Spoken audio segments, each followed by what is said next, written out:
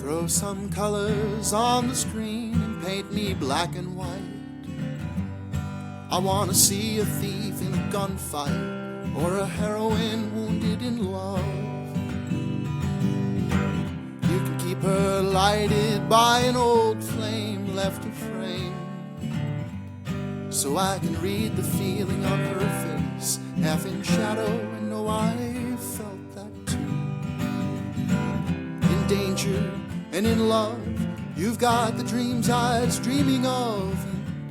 I've got 2 hours to pretend, so I'll watch a movie with a friend. Time's running sideways, and reality's gotta meet me halfway, so I'll meet it here again.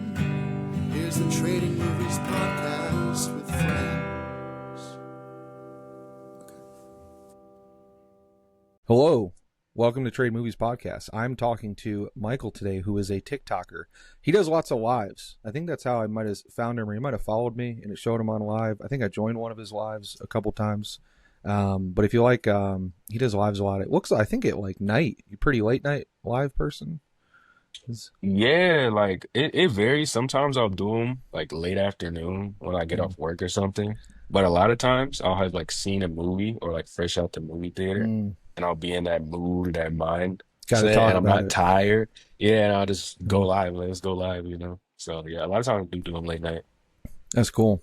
You can Yeah. find him on Letterboxd at sharkeyflor. That's SharkeyFlor. Sharkeyflor. On TikTok as sharkeyflor, and on Instagram at sharkeyfilm. SharkeyFilm. Michael, welcome to the show. Great to have you. And thanks for having me, bro. This is exciting. This is It is very exciting. I like exciting. talking about movies in any Yeah. capacity, you know. But this is cool. I like this format. Yeah, it's a lot of fun. The we definitely wanted to have Michael on because I think I joined when I said I joined one of his lives. We ended up just like kind of talking for like an hour. So I was like, should get this guy in the pod. Yeah. Yeah. Like I first I remember I first followed you because I saw your video on you were saying like if you like this popular movie, watch this movie. And I Mm. thought it was a great video. I liked the formatting, what you had to say, the comparisons, the editing, all that. And I think that's why I commented, followed you, kept up with your videos, and then you joined the live. We had a good conversation. It was long. But yeah, Yeah. so that's how. Yeah, likewise. I could kind of I like that I like that you're I can't remember what you had said like you didn't like, but you had like a so we'll get into this. So the movies we picked today, Michael picked 35 Shots of Rum by Claire Denis, and I picked Duel by Steven Spielberg. This is probably the funniest pairing I think I've done so far. But the reason is because I remember I was watching Sharky or talking to him, and he had never seen a Spielberg movie, which is like that's one of the reasons it's so interesting. I think like I have a theory that like it's not like a you are what you eat, but it's like a it's like you are for to some extent like I think like a person's like media consumption. I just it's interesting talking to people who have like never seen a Spielberg but have seen like a bunch of Claire Denis, because I've only seen one Claire Denis, but I think you've seen like 3 or 4, and that's just so counterintuitive to like not counterintuitive, but like to me, I grew up watching Jaws and the like Indiana Jones movies I must have seen 1,000 times as a kid, and like Back to the Future and Star Wars. Pretty typical, like probably for someone born in like 1990. Not to age myself, but it was like a lot of trilogies and all that stuff. But then you've never seen a Spielberg movie prior. This was your first one, right? Yes, my very first one. That's Very so first cool. one. Yeah. Um, So yeah, I was gonna pick something else with 35 Shots of Rum, but Michael shamed me into picking something that I had seen. I was gonna pick like I think a Rainer Werner Fassbinder that I hadn't seen, yeah, but Ali yeah, Ali Fear Eats the mm, World or something like that. Frees the Soul, yeah. Fear Eats the Soul. Yeah. Well, cool. So why did you pick 35 Shots of Rum?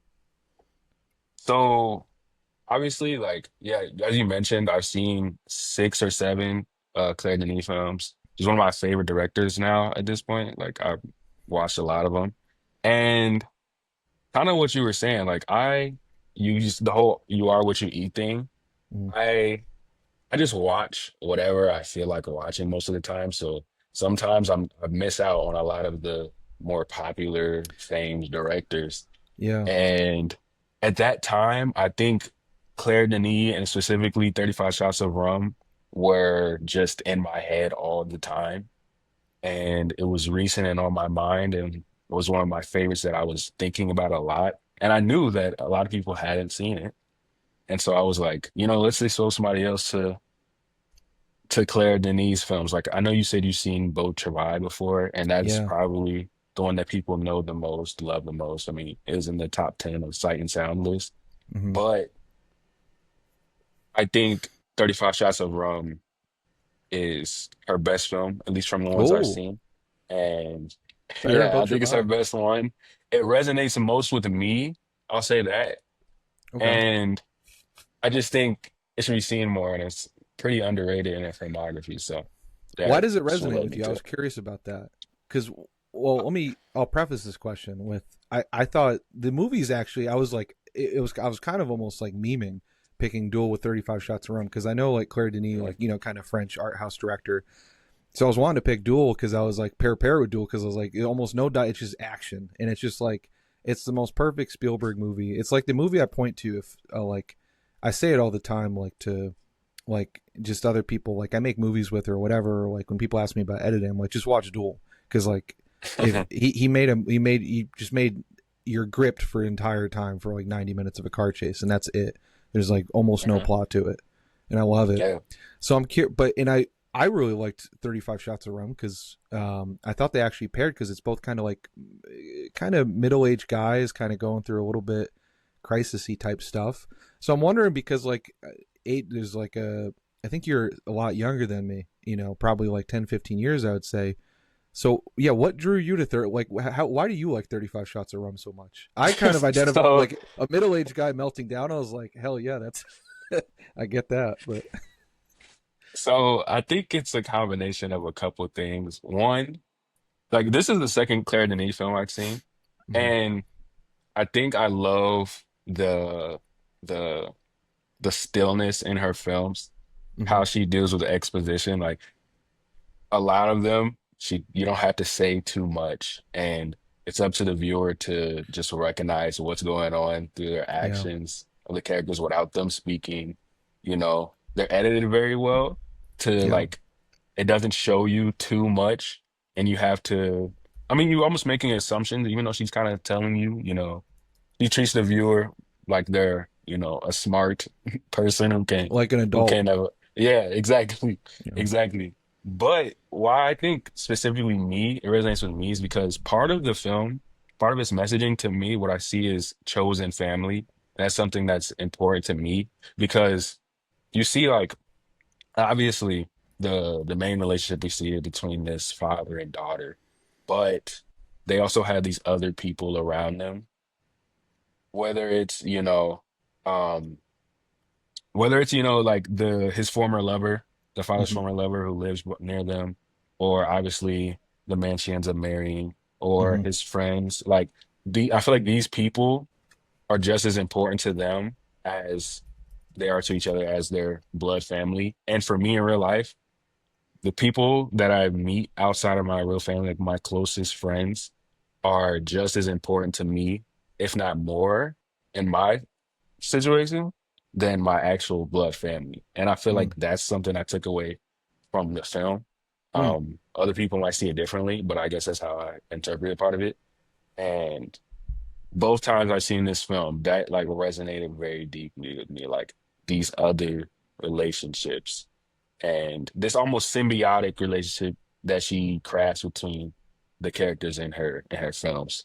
So that's Yeah, kind of that's a yeah. great point. Yeah, that was so it's like a non-traditional, I don't know about non-traditional is the right word, but like it's a almost like an alternative family structure that develops, right? Yeah, Yeah. yeah. Because Uh, like even oh, I'm sorry. no, after you. Like even there's the one part that I see that really shows this the best is when they have a night out where they want to go to the concert, Mm. and literally she says before they leave, she's like, "Oh, we're gonna all be a family again."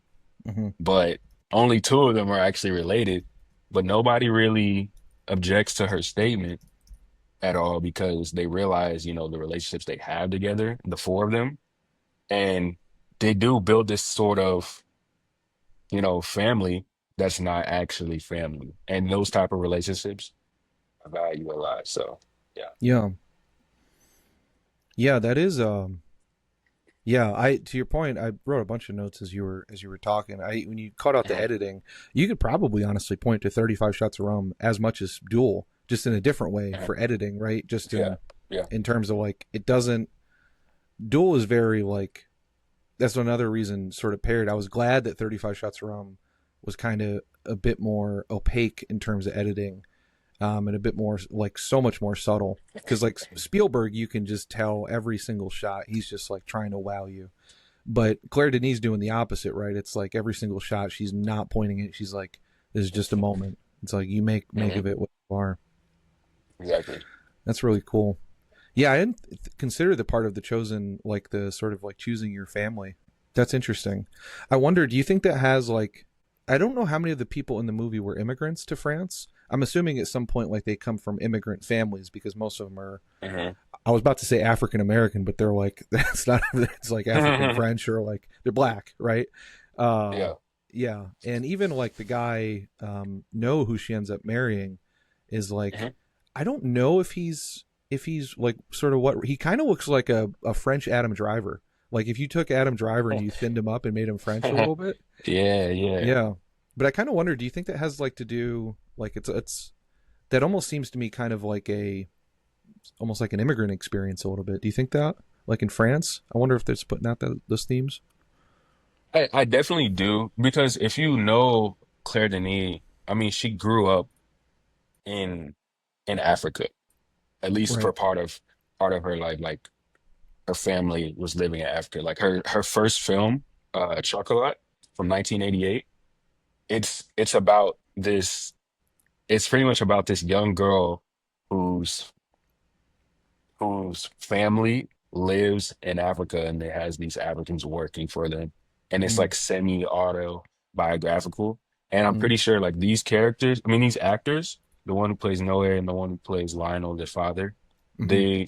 she works with these actors a lot throughout their career. And I'm pretty sure, if I'm not mistaken, that Lionel's actor, Alex Discas, Mm-hmm. he is an immigrant.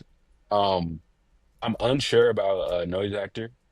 Uh, but I feel like this does factor into it, the whole uh the immigrant experience in France. Like I don't doubt that at all, just because it's something that she's had a focus on since her It's a first film. recurring theme. Right. Yeah, it's a Yeah. recurring theme. Have And you she's seen cast White these Material? I actors think that's before. the other ones I have. No, I haven't. I haven't seen White Material. I've not. Gotcha. I think that's the one because it was on Criterion. I think I got it after I Hmm. watched Beau Travail. Hmm. And yeah, I think that has. I think it's about maybe people running a coffee farm in Africa. I Hmm. think in West Africa. So you Okay. said so in like Chocolat and obviously this one and obviously Beau Travail. Hmm. Um, that's like a sort of a common theme of like, is it like immigrant experience or like immigrant to like France, or is it like just sort of like the hybrid of like French African culture, sort of the legacy of like their imperialism and all that stuff? Yes, yes, exactly. And there's even films like her film No Fear No Die, where it showcases like the plight of Black people living Mm, in France. Um, and it shows in a very unique way in that film. Um, Alexis Sass is also the lead in that film, along with I think DeBanco. I don't know if you know him, um, no. but this is it's not like I honestly I didn't think about it when I was like watching this film either time, Mm, but I wouldn't be surprised at all once again because these are things that show up in her films. mm, And like you said, when you talked about imperialism, that is the hugest theme in Chocolat, her debut film, like the hugest mm. theme, and how it is affecting the psyche of Black people, Black immigrants. Yeah, Yeah. that's cool. Yeah. Mm. Kind of, it's interesting. It's like a big theme, and like, yeah, because I didn't even like, I definitely like sort of got, it was like you could almost tell that it was a little bit of a lonely film. I think 35 Shots of Rum, it was both lonely and not, because it's like they had this family, but then everyone was like kind of lonely. But then you Mhm. could kind of tell that like both in the building, like it was a kind of an empty film. Like there wasn't a lot of other people besides the main players in there Yeah. that she showed.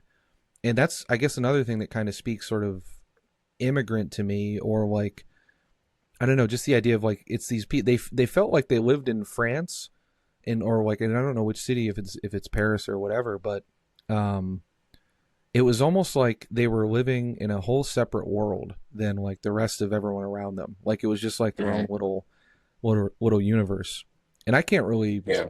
I mean, I guess I, even me, like, it's probably like a, I don't know, like I live live with three other dudes, and I'm 35 with Mhm. my brother. It's definitely a Yeah. non-traditional situation for like probably my age and around here, but like it's not the Yeah. same as like I would imagine. Probably there's a part in my town, in my little town in East Tennessee, that's like the Mexican part of town, right? It's like, it's only like Mhm. 20,000 people, but it's like the street over there, and it's like a whole alternative community. It's like, they got like everything's in Spanish. They got a grocery store. It's like tire shops, auto shops. It's like this whole churches. It's like you go on the street and it's Mhm. like this whole sort of alternative community. So Yeah.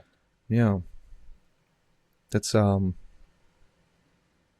yeah. I mean, did you get that sense, like that's like, or did you? First of all, do you know, was this in Paris? I should probably look at the thing. I'm not sure. I do know that it's mentioned Mm. when the father and daughter go to visit her grandmother Oh, in right, in Germany.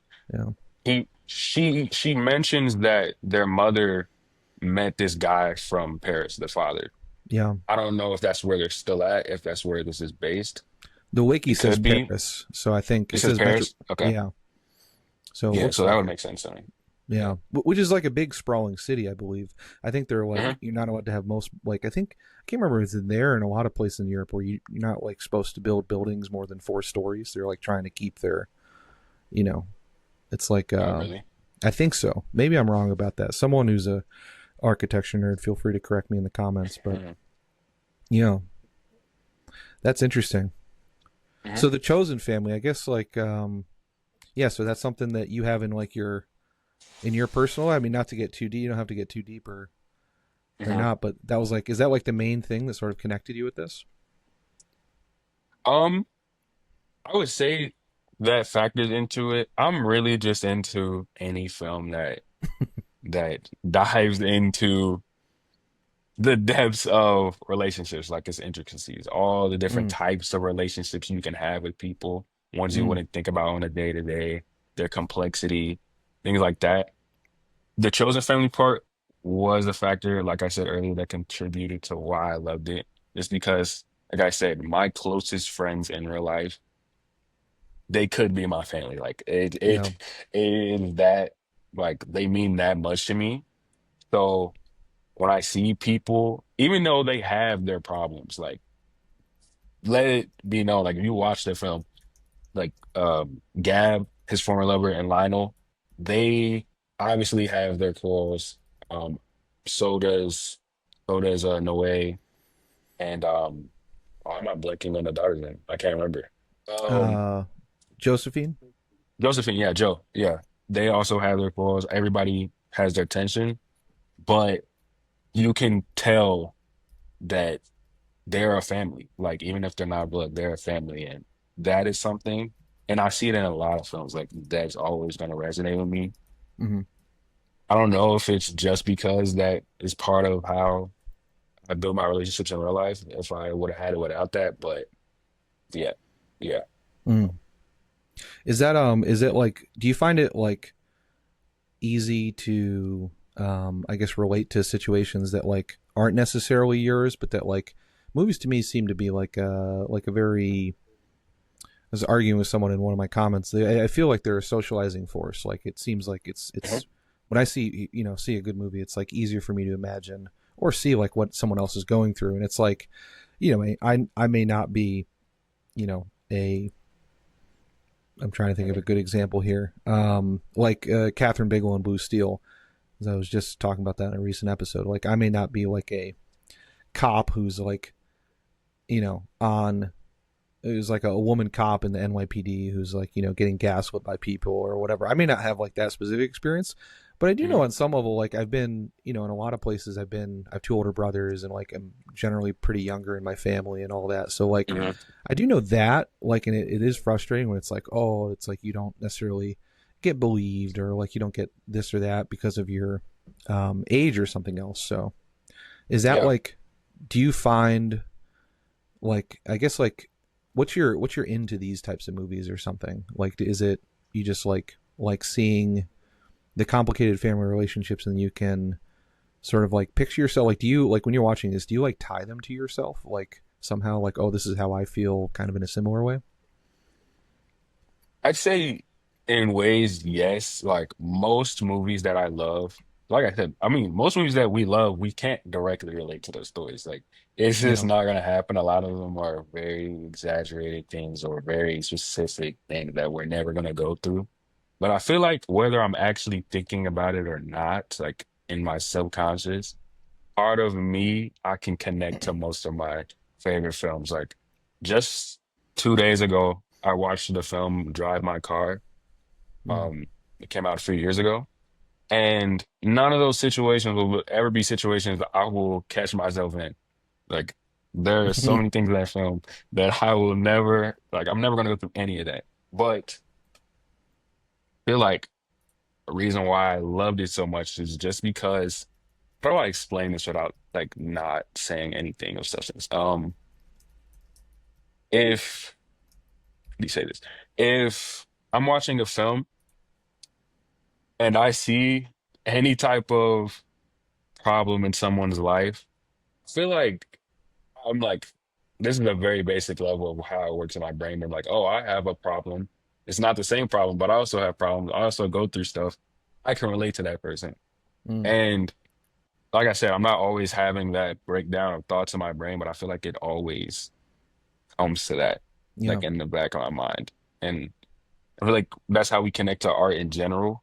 And I don't always have to relate to something to love it, but I feel like it's a sort of empathy you have for certain situations in movies. Like you Mm. don't know, you haven't gone through it, but or sympathy, sorry. You haven't gone through it, but Yeah. I can feel for them, or I can at least try to connect for this with this, or I don't know. It's hard to explain sometimes. It is. Um, Yeah. No, I uh, totally get that. Yeah, I totally agree. It's like again a movie I did a podcast on recently, Crash, the Cronenberg one. mhm. Um, have you seen that one, 96, about the car It's crashes? not, it's not something Funniest I watch movie. this. It's basically a porn, but it's like a Mhm. just 90 minutes of people like getting turned on by car crashes and having sex. It's so funny, Yeah, but it's yeah, like there's almost no plot to it. I mean, it's like as much plot as like you would see in a porn, basically. And really. yeah, so but it's like I there's no character that like I identify with, but it's just like it's such a kind of a quaint like nice world because like everybody in the world is sort of like it feels like has the same is like turned on by these car crashes like the cops like everybody is like just like totally just like this is all cool. So I'm like Yeah, that is just like I don't know, it's like yeah, I don't know if I would say like I connect to it, but it's like right. it's just such a nice I can't describe how and that's often those are like the most interesting movies like Yeah. if there is a type of rule like I want to connect to something whenever there's a Mhm. movie that breaks it I'm like this has got to be like a type of like rule or like something in my head it's like that's always cool like that it Yeah. you know that it kind of got over. Do you have Mhm. any like hard and fast like not rules but like generally things that like oh I'm gonna like this or like if it does this I'm gonna like it? You mentioned the complicated family dynamics as sort of one Yeah, or that relationship ones. typically is one. Um, I don't like to say that I just like things being weird for the sake of being weird, just because a lot of things are just so situational. Mm-hmm. Like films can be going for the same thing, and one of them I hate, and one of them is one of the best things I've ever seen. I Yeah. feel like I don't have specific criteria for loving the films I love. I just I'm trying to think if there's a specific thing that I'm like, oh, if that happens, Do you remember I'm being gonna love surprised this. by any movie? Like that was like, I'm kind of surprised that I like this much, Oh, or that you're surprised that you didn't like it as well. oh, um, the movie Dreams from Akira Kurosawa. Okay. I thought I was gonna love that movie. I saw like so many times I get fooled by I'll see some stills of it. It has some cool cinematography. You see that, and you watch and you're like, dang, this wasn't it. I thought everything was leading up to me loving this. And it seemed like it had a lot of weird, absurd things going on, which is that's one of those things I kind of go for. I like things that are not super conventional in films. Hmm. Um, but then they just let me down, and I Mm. was like, yeah, and that's the worst thing. When a movie lets me down, I'm just like, I can't. It's depressing for like a few hours, and then you get back up and it's fine. But I feel Hmm. like one that I was a little bit surprised that a director that I didn't think I was gonna love as much as I did was another French director, Eric Romer. I watched I watched he has these films called The Tales of the Four Seasons, where they're pretty much just different stories about once again about relationships. So probably I shouldn't be surprised, but about and they take place in each season. Um and I didn't think I was gonna like them. I thought they were gonna be extremely boring and just slow. And while they were slow, they were not boring. They were very compelling, and the conversations between characters were very compelling. I wouldn't be surprised if like Linklater took inspiration from for like the Before trilogy because they have a lot of interesting conversations and things like that. But yeah, those are probably the two opposite sides of the coin for the question you asked. Hmm. Yeah. How did you get into these types of movies? It gives me hope because, like me, I'm always generally more optimistic. Like I hang around a bunch of pessimists, but like the people I go see movies with a lot, they're like, nothing's good ever's coming out, or like younger generation this, younger generation that. But I'm generally not that, and so Yeah. it makes me happy that someone who's like again of the younger generation is very excited about seeing a Claire Denis movie and like 35 Shots of Rum and all that. So how'd you get started watching those? Because like that seems pretty different. Like even the environment that I would imagine you grew up in is a whole lot Mhm. different than like mine, where there's like when I was growing up, just like as by way of comparison, it's like the Spider-Man movies were like we had like the Batman, like the Tim Burton Batmans, but they're still like they're kind of goofy, Mhm. and I was like I was not even I don't even think I was alive when the first Batman came out, but then I remember seeing Batman and Robin, like the Joel Mhm. Schumacher Arnold with the bat nipples and like Arnold Schwarzenegger as Mr. Freeze and all that, which Mhm. is a fun campy movie, but it's like everyone kind of was like, oh, this is a silly, goofy comic book movie. And then Yeah. like I remember when like even the Sam Raimi Spider-Man trilogy was like these are like kind of it's like okay they're like goofy comic book movies, but it's different now in that like those movies are sort of expected. They want them to be like critically acclaimed and commercially acclaimed now as well. But it used to be like a thing of like, okay, you had your Claire Denis art house movies Mhm. and you had your like comic book Marvel big budget movies. And that was at least the environment that I grew up in. But now it's like I kind of wonder, was it like just weird? Like I guess how did you start finding these types of movies as like someone who grew up in an era where there's almost nothing like 35 Shots of Rum coming out in theaters, right? Yeah, yeah. Like Um, I even wore, I mean, this is, I didn't wear Serendip, I can't even, but this uh, is There Will Be Blood, my shirt. okay. That came out when I was Yeah. 17. I snuck into the theater. I used my brother's Mhm. ID to see that, No Country for Old Men. So there was still like, not that there's no art house movies coming out, but even that's like I don't know, it's just a lot different than like, you don't really get a lot of those types of movies, I would imagine, Yeah. when you were that age. How'd you find Yeah, these? no. I mean, so it's kind of been in the last few years, like obviously, yeah, when I was growing up, like well, I was watching, I was watching whatever was coming on cable TV. Obviously a lot of like 90s black cinema, Okay. all Sick. those things coming on TV, like What whatever is was 90s? on. Like, you know what I'm saying? Like Boys in the Hood, Juice, what else? Like Poetic Justice, those I, things. Like, gonna make me feel extremely white here. I have such a blind spot for like every like sort of probably black movie from the 90s and 2000s. yeah. You But know? it's like that's the thing. Like, and I'm not saying every single one of those movies is great, but that's what I grew up on. And there's a lot of like very classic ones, like John Singleton. You know, he's like one of those great directors from that time. But like, I was watching that. Obviously, like, yeah, like the most popular movies was all these like superhero movies, you Hmm. know, the MCU and things like that. But I think it was the last 2 years when I I don't know, I kind of, I took the normal whatever journey. Like I was like, oh, I'm interested in film more than I thought.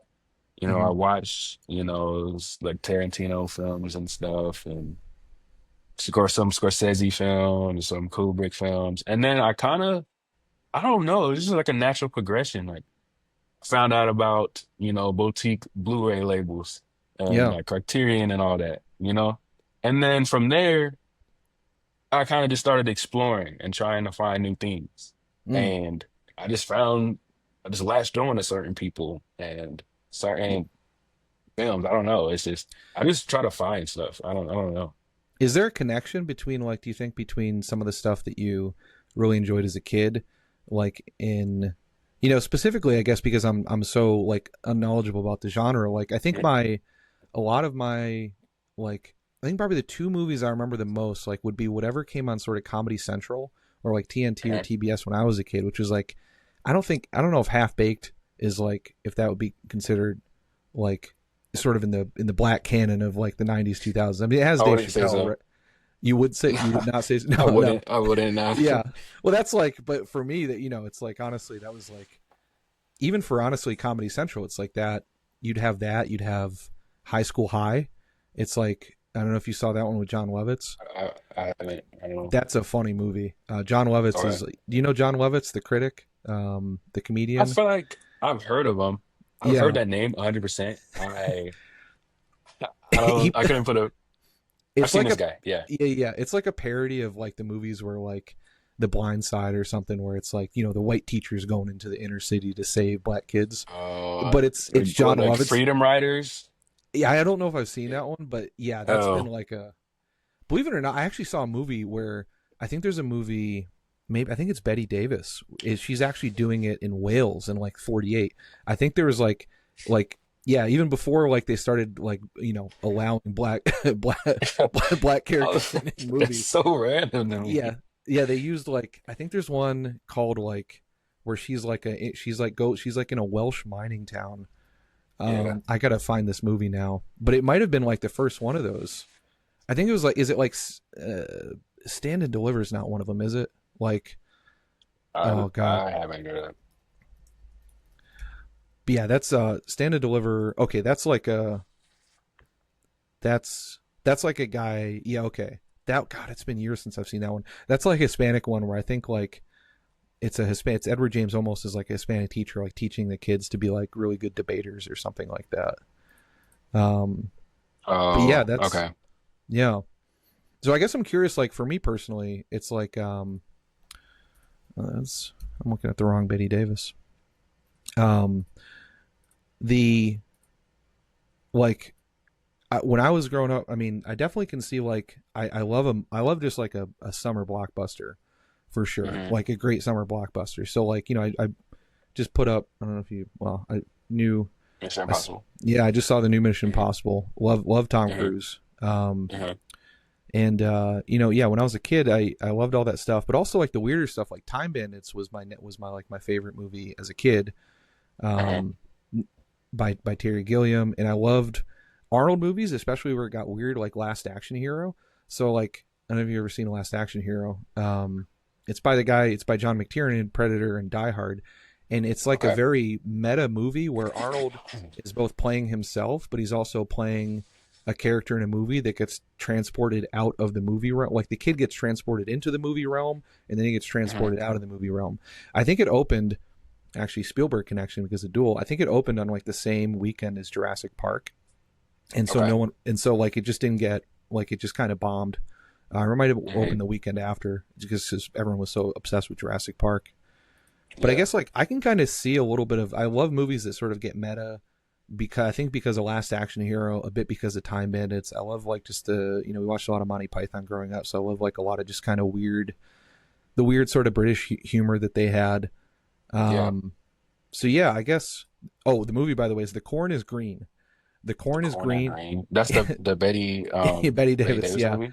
It's a 1945 American drama film starring Betty Davis as a school teacher determined to bring education to a Welsh coal mining town despite great opposition. And looks like it got remade with Katharine Hepburn. Okay. Yeah. So I guess like do you like? I'd be curious like those movies that you watched, and not even necessarily like the Black Canon or whatever of like 90s and 2000s or like those came up, but like do you find a connection between the stuff that you like now and the stuff that you just sort of like either passively or like whatever saw as a kid? No, I Not don't. at all. I'm not gonna lie. At least I haven't thought about it at all. Like this is the first time that you're bringing this to my mind. Like my favorite films, like more of them, like the favorites of my childhood were definitely like the 2000s black movies. Mhm. Um, and I mean, those are still some of my favorite movies. Like, let's make it clear, those are still some of my favorite movies. But the stuff that I'm finding that are my favorites now, Mhm. I don't see much of a correlation. Really? Um, really, no, I don't. Like, I'm trying Hmm. to think of my favorite movies from like my childhood. Um, and I can't see like any correlation at all. It's no Like, I don't know if you've correlation. seen some of these. I'll say some of them. Like, have you seen Drumline from 2002 with Nick No. Cannon? Um, there's some roll bounce. There's some roll bounce. It's like a roller skating movie that came out in the 2000s. Have you watched any of these Uh, recently? ah, Like if Not you in the sat down past and few watched years. Drumline now, how do you think Yeah, you'd find it? I think I'd still love it. Obviously, like everybody knows, the films that you loved when you're like were younger, Hmm. they might not hit exactly the same, but you still always gonna have like that love for them, Hmm. probably, usually. So I feel like if I sat down and watched Drumline right now, I'd be able to still say like every line and love it and have fun. Hmm. Uh, I'd probably like, unfortunately, I'd probably be picking it apart more just because I've seen so many movies now. But Maybe. I Have feel you ever like I gone back and still, watched something that there's like more like that you've like, wow, I didn't know this was this deep, or like this was really good, or I must have seen something when I was younger. uh, you know what? I don't really do a good job. I need to, this like is inspiring me. I need to go back and watch like a bunch of my favorite films when I was younger because I haven't done it in a few years. Yeah. And so there's a lot of them that I haven't seen in many years. And I'm like, I wonder what I would think of these now or how I see them differently. Yeah. Because I haven't really done that. But yeah, the whole correlation between then and now, I don't see it at all. Like, I'm trying to think Interesting. of any of my favorite films. Like, one of my other favorite films when I was younger is Karate Kid, but not the original, the Jaden Smith one Okay. with Jackie Chan. Like, I watched that movie 100 times, and I don't see any correlation between that and now and anything I love now at all. Really? Even just like Yeah, is an I assume it's an action movie, like action coming of age movie. maybe a bit, maybe a bit. Like, Yeah. I'll say, oh, you know what? One thing I do love in movies that I think shows up in a lot, actually, probably all three of those movies I just named, Drumline, Roll Bounce, and Karate Kid, is they're kind of, I mean, it shows up in most movies, so I don't think it's really that unique. But not only are they like overcoming adversity, but they're like really hungry Mm. to achieve whatever goal they're at. And when I see that in a movie now, that is okay. So that answers your question from earlier. That is something I love seeing in movies. Okay. Like if there's like some hunger that they're like, I'm going to do this, I'm going to Hmm. get this done. I don't care what or what, I'm gonna do this. That is something that kind of attracts me to movies. Also, when people get like revenge in movies, I think about it all the time. Like when someone gets revenge and they're like super hyped about getting their revenge and Hmm. excited, I'm like, yes, that is amazing. Did you like the ending scene Duel when he gets the guy? There's like a huge like. Yes, I was kind yes. of hoping the thing would blow up, but that's more on So me. yeah, like I love that scene. I love that scene a lot. but yeah, like when he finally gets him, you're like, let's go, you know? And me This personally, motherfucker.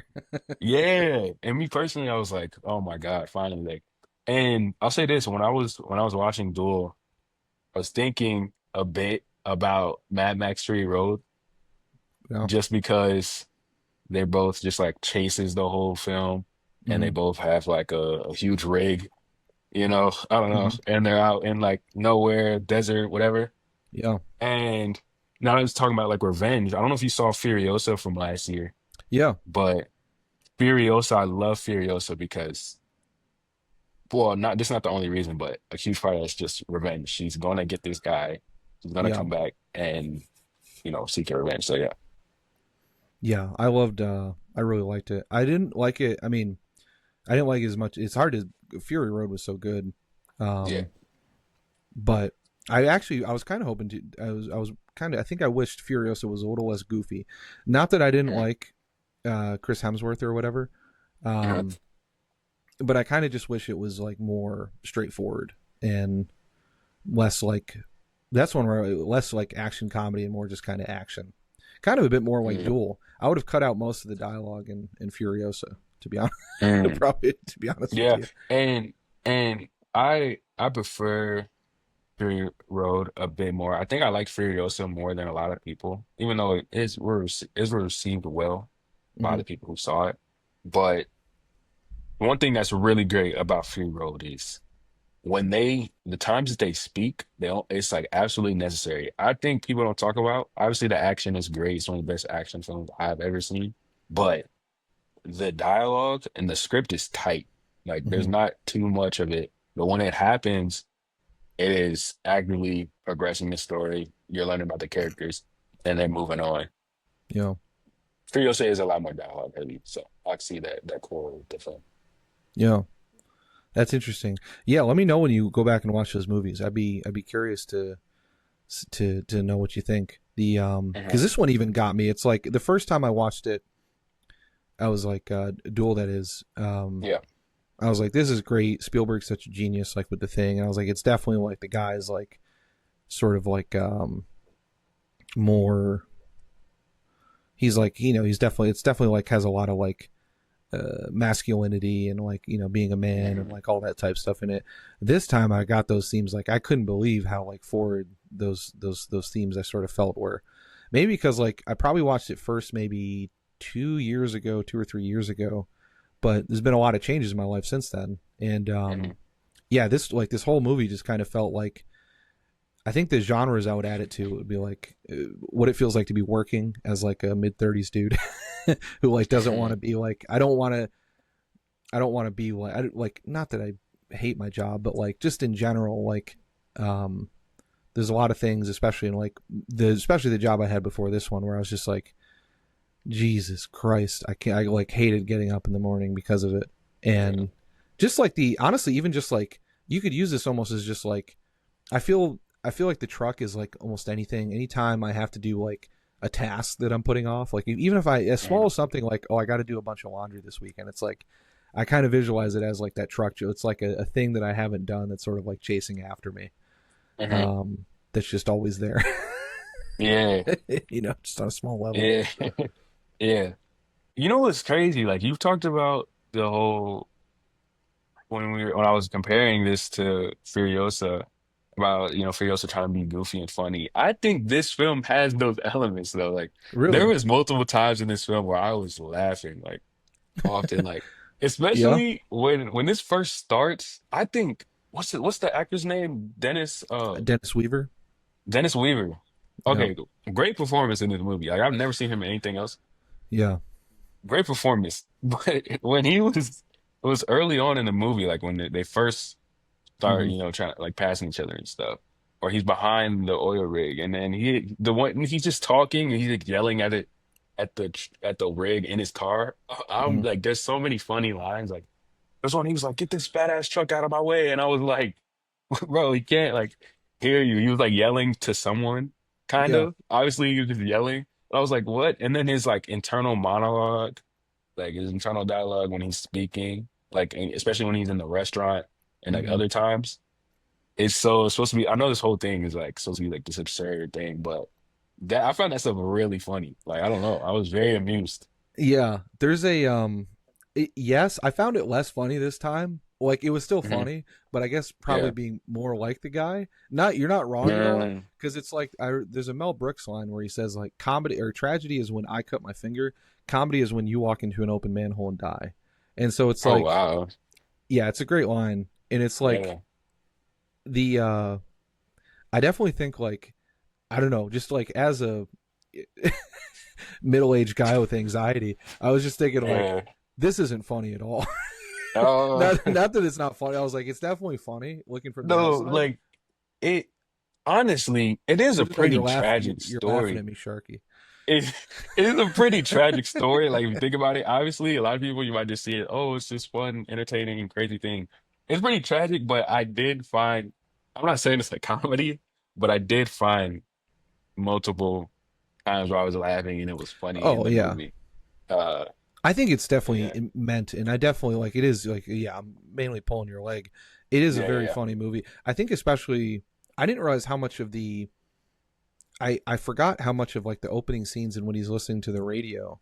So this is an interesting experience, probably, or will be an interesting experience. This is a great movie, I think, for you Mhm. to then watch the rest of Spielberg, because this is Okay, basically every Spielberg movie more or less has these themes. Is like okay. a sort of a broken family, potentially a guy getting emasculated a little. Like Mhm. every like that's the joke with him is that every movie that he does has like some type of broken family or like something about like divorce or the dad's unhappy or whatever. It's like you can like Close Encounters, the Indiana Jones movies have a bunch of that, especially the third one. Mhm. Um, Catch Me If You Can's a really great one. I haven't seen The Fablemans, but I think The Fablemans is all about like his I've parents' heard that's relationship. all it's about, yeah. Yeah, so it's even like I think Munich has a bit of that. Saving Private Ryan, obviously, like it's like the breakup of the family a bit. Even though that's probably more straightforward of a war movie. Um, but yeah, it's like yeah, Close Encounters especially is like is quite a bit about that. But yeah, I think all Mhm. that stuff at the beginning is funny. I mean, it's even presented as a bit of a as a comedy. It's Yeah. interesting, you find calling out the humor, and it's so fascinating because like the movie kind of does that, I think, almost a little bit too, like because it's like it's pairing that stuff at the beginning where I think it's a radio guy making a prank call to like a census person Yeah, I can't where remember exactly what it is, but I'm pretty sure it was I think he's something listening to the along radio and that those he ends up lines. repeating the lines, right? Because he's like the guy in the radio is like, Yeah. are like he's like, I don't understand this form. It's like it says I'm supposed to like, am I ahead of the family? It's like I haven't been ahead of a family since I got married to my wife like 30 years ago or whatever, right? Yeah, I remember. Yeah, yeah. And then I think he repeats that line, or he maybe not that specific line, but something from the thing of like I can't remember what exactly when he's like getting gas. I want to say he Mm-hmm. kind of repeats the same thing. Hmm. So yeah, it's funny. It definitely is. It is. And honestly, just the thing in general, just like this happening to a like he's kind of a goofy looking guy. It's like a yeah, the truck's Yeah, comical. yeah, If you had a different score, it could almost be Looney Tunes, yeah. So you liked it, Oh, it was great. yeah, I liked it a lot. I liked it a awesome, lot. And so, through this as an introduction to Spielberg, I mean, it was really. I'm excited to watch more of his films now because the camera. I've heard about this. The camera's just floating. Like I don't know what you can tell. He loves what he's doing. Like he's just. yeah, I don't even know. Like you said, there was so many times. There's not. He's the only person, the only real character in this film, right? Like there's hmm other small little parts, but it's really him. And so when they first start this chase, this back and forth, the way he uses the camera here, like I was just sitting here like, what is he doing? Like yeah, it'll flip, use the reflection off the mirror, it'll turn, it'll float to this other part. I'm like, how did they do that? What did they just do there? yeah. It's amazing. Like, He's terrifying with it too. Like it's such a yeah. all the shots when it switches, like the way he uses the speeds of like the truck keeps like just like coming up close to Yeah. you, heart Hmm. pounding. It almost Like, pisses me off when I watch modern movies now. It was kind of a bad movie to watch for me because like now I get like sort of more frustrated by like when I don't think editing's very good or like when I'm not like man, terrified because it's like this guy just did it with like two cars and a dude, you know? you know how often I think that when I watch a movie from like the 20th century, and I'm like, yo, they did all this back then, and you guys are still like, how are people still making bad movies? What's going on? Like, what are we Yeah. doing? He did this and so and so did this in 1950. So Steven Spielberg did this in 1971. What Yeah. are we doing? You have these still boring things going on. I'm like, oh my God. But like the way he makes like back to the camera, the way he makes the rig seem like this like terrifying thing, honestly. Like I'm like, oh, this guy's gonna die. Like he's gonna die. Like they'll show, you know, him speeding, I don't remember, they'll like have a shot of him driving the car, like being worried. Or you'll see where he seemingly gets away from this rig for a little bit. Hmm. And then it'll just have a shot of like the camera like all the way on the ground. And it'll have the rig just coming right behind, like super close, and you'll see it past the camera, and you're like, oh, he's not safe. He's Yeah. not safe anymore. It is tense. It's like crazy that you would think this way about something like this, but the way it's shot, it's exhilarating and tense and a little scary at times. And I'm like, I was just blown away by that aspect of this whole thing. Like, Yeah. Yeah, there's one shot when we get into I'll sort of run through the movie. The Probably my favorite shot was when I think he crashes into the fence, and he crashes into the fence, and there's like smoke, and like you see him there, and then you see in the background there's smoke, and then the smoke just dissipates at the perfect time as like the old guy walks through the thing. I'm like, yeah. how did he plan that on like? Because this was a TV movie. This wasn't even a I big heard it budget was shot in movie. 2 weeks. It's crazy. Yeah, Yeah. I don't understand that. Yeah. Yeah. Yeah. I was because we talked about earlier, like, you know, how I how I find these movies or how I decide on watching whatever, like, oh, you're watching this and I miss out on these like popular filmmakers like Spielberg. And then I watch him, I'm like, dang, why wasn't I watching like Spielberg this whole time? Like, this guy's crazy. Like, I it's totally get that amazing what feeling. he's doing here. And this is like his first movie, I think. I Or is this It first one? First, second might one? have been. I think he might have done. I don't know if he did an episode of. He might. I think he might have done an episode of Col. No, he did. Looks like he did. I've never heard of Firelight, but that might be a. He says it's one of the. He called it one of the worst films. That might have been a student film he did. Looks like he did a couple of short films as well. But I Yeah, it think looks like this it. was his first credited feature film. Yeah. And that's just wild to me. I was Yeah. like, I don't know. Like even from that opening shot, like it's something simple, but like the beginning of the film, it just opens with the cameras like on what's supposed to be, I guess, like the license plate, Hmm. and it's like a point of view shot of the front of the car, and it Yeah. just goes for a while, and nothing said except you have this radio playing, and you see this guy driving, and I don't know what's going on yet because I don't even think. I feel like when you mentioned this film to me, I didn't think I read the synopsis.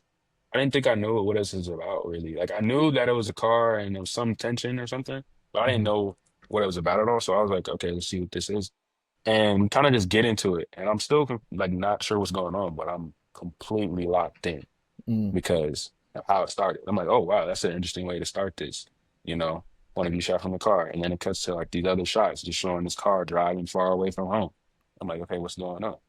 And then it just gets right into the the conflict of the whole movie, and it sustains that tension throughout the entire thing. And I was Yeah. super impressed by it. And I was like, wow, I didn't expect this to be this good. Yeah. I would have loved to see this on the big screen. I hope they play it like because it's weird. I don't know if it's. I'm sure some theaters have done it, but I mean, if it was originally made for television, Uh-huh. I think it'd be fun watching this on like a. Because I saw Furiosa, to what you brought in like the 40x, not 40x, but like RPX Regal or whatever, like whatever the Okay. big like audio There's like a couple. They have like some really nice screens near me. Yeah. Yeah, a ton of fun. So I'd have loved to see Hmm. this one in there. Yeah. That's cool. So you got started on liking these type on like so to bring it back to like the because you mentioned about like how you pick films. So are you I think from talking to you you're going are you still doing like director by director like the 4 films sort Um, of kind of roughly maybe? I do it, but that's not like the only way I watch a movie. So I return to that list, Okay. every once in a while. Like I'll come on a random week and be like, all right, I'm gonna do this role for this with these directors. So I'm like Mm. going very slowly with the list. Like I made that list about a year ago at this point, and I've only done like 8 directors, but I'm fine because I have plenty of people to watch.